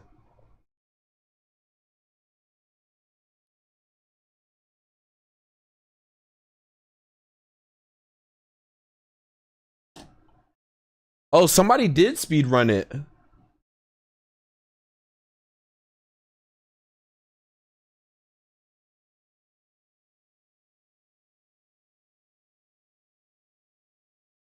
I just feel like we're so stuck. Like I have no clue where to even go next. For the instance, it's just conversation. Like we're not actually like walking anywhere, like talking to people, or not talking to people, but like actually like moving stuff or investigating stuff. Like we literally have to learn everything by conversation. We did get a date, so that was a dub. We did get a date, so that was definitely a dub. Yeah, we'll check out Vaudeville another time, Podu. I got 2 questions real quick.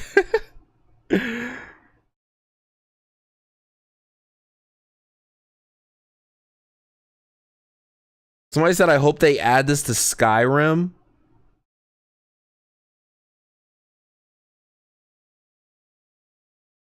The best AI was Mr. Blues.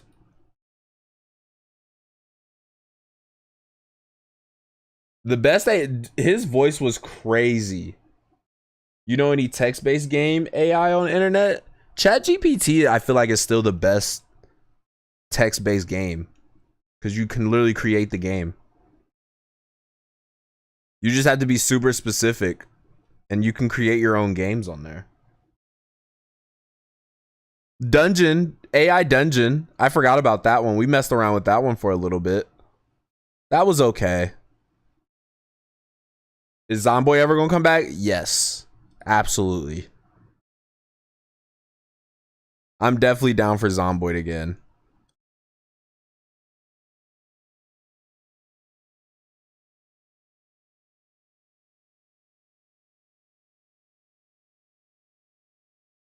Okay, this review literally says there's no ending. Says none of your work ever feels like it pays off, is very much of just a proof of concept. Okay, so we weren't tripping then. We weren't tripping. So this truly is like a demo then. Kenshi, I want to make another video on that one. I want to make videos on Kenshi. So that will definitely be a thing soon. Oh, I could talk to these people? Hey, did you see anything before the explosion? I didn't know I could talk to these people. Oh, he's one of the no guys. What's your name? Josh. Josh, where you work at? Factory. How long you been working at the factory? One time. You've only worked at the factory one time? Yes. Have you worked anywhere else? No. So this is your only job and you only worked one time? Yes. Do you have a family? No. So you're the only person in your family? Yes. How old are you? None of your business. It is my business. I'm part of the police. Okay. So tell me your age. Not important. Are you a robot? No. Did you know you're AI? No. You're AI. No. Yeah, man, we're off here, man. We are off here. This was good though. This was good. I hope you guys got the same experience I got out of this. Where this is the future of gaming. Like literally being able to actually talk to the AI. Like that is insane to me. 3 hours later, yeah. I went a little long. I went a little long. I just wanted to test it. It was fun. It was fun, man. So yeah, I'm heading off. We had a 2-stream week. Next month, like I said, y'all, we will be streaming a lot. I say a lot, we're just gonna be streaming more than once a week. How many times that is, I'm not sure yet. But definitely more of an opportunity for us to play a lot of stuff together and just not have to always have like big streams. Like I want us to be able to just stream when we feel like it and play some video games. So yes, have a good night, y'all. Hopefully looking to stream like, I don't know, halfway through the week. But 2 streams during the weekend, I feel like is usually, that's the goal moving forward. That's definitely the goal next month. Is at least 2 streams during the month, or 2 streams during the week. So I am out. Appreciate everybody that pulled up. M-Chat, Podu, Ray, Green, Jen, Red Vibrant, seen you in a minute. Appreciate you stopping by. Who else we have in here? Rigorous stopped by in there. Aisha stopped by in there. So yes, have a good night. I am gone.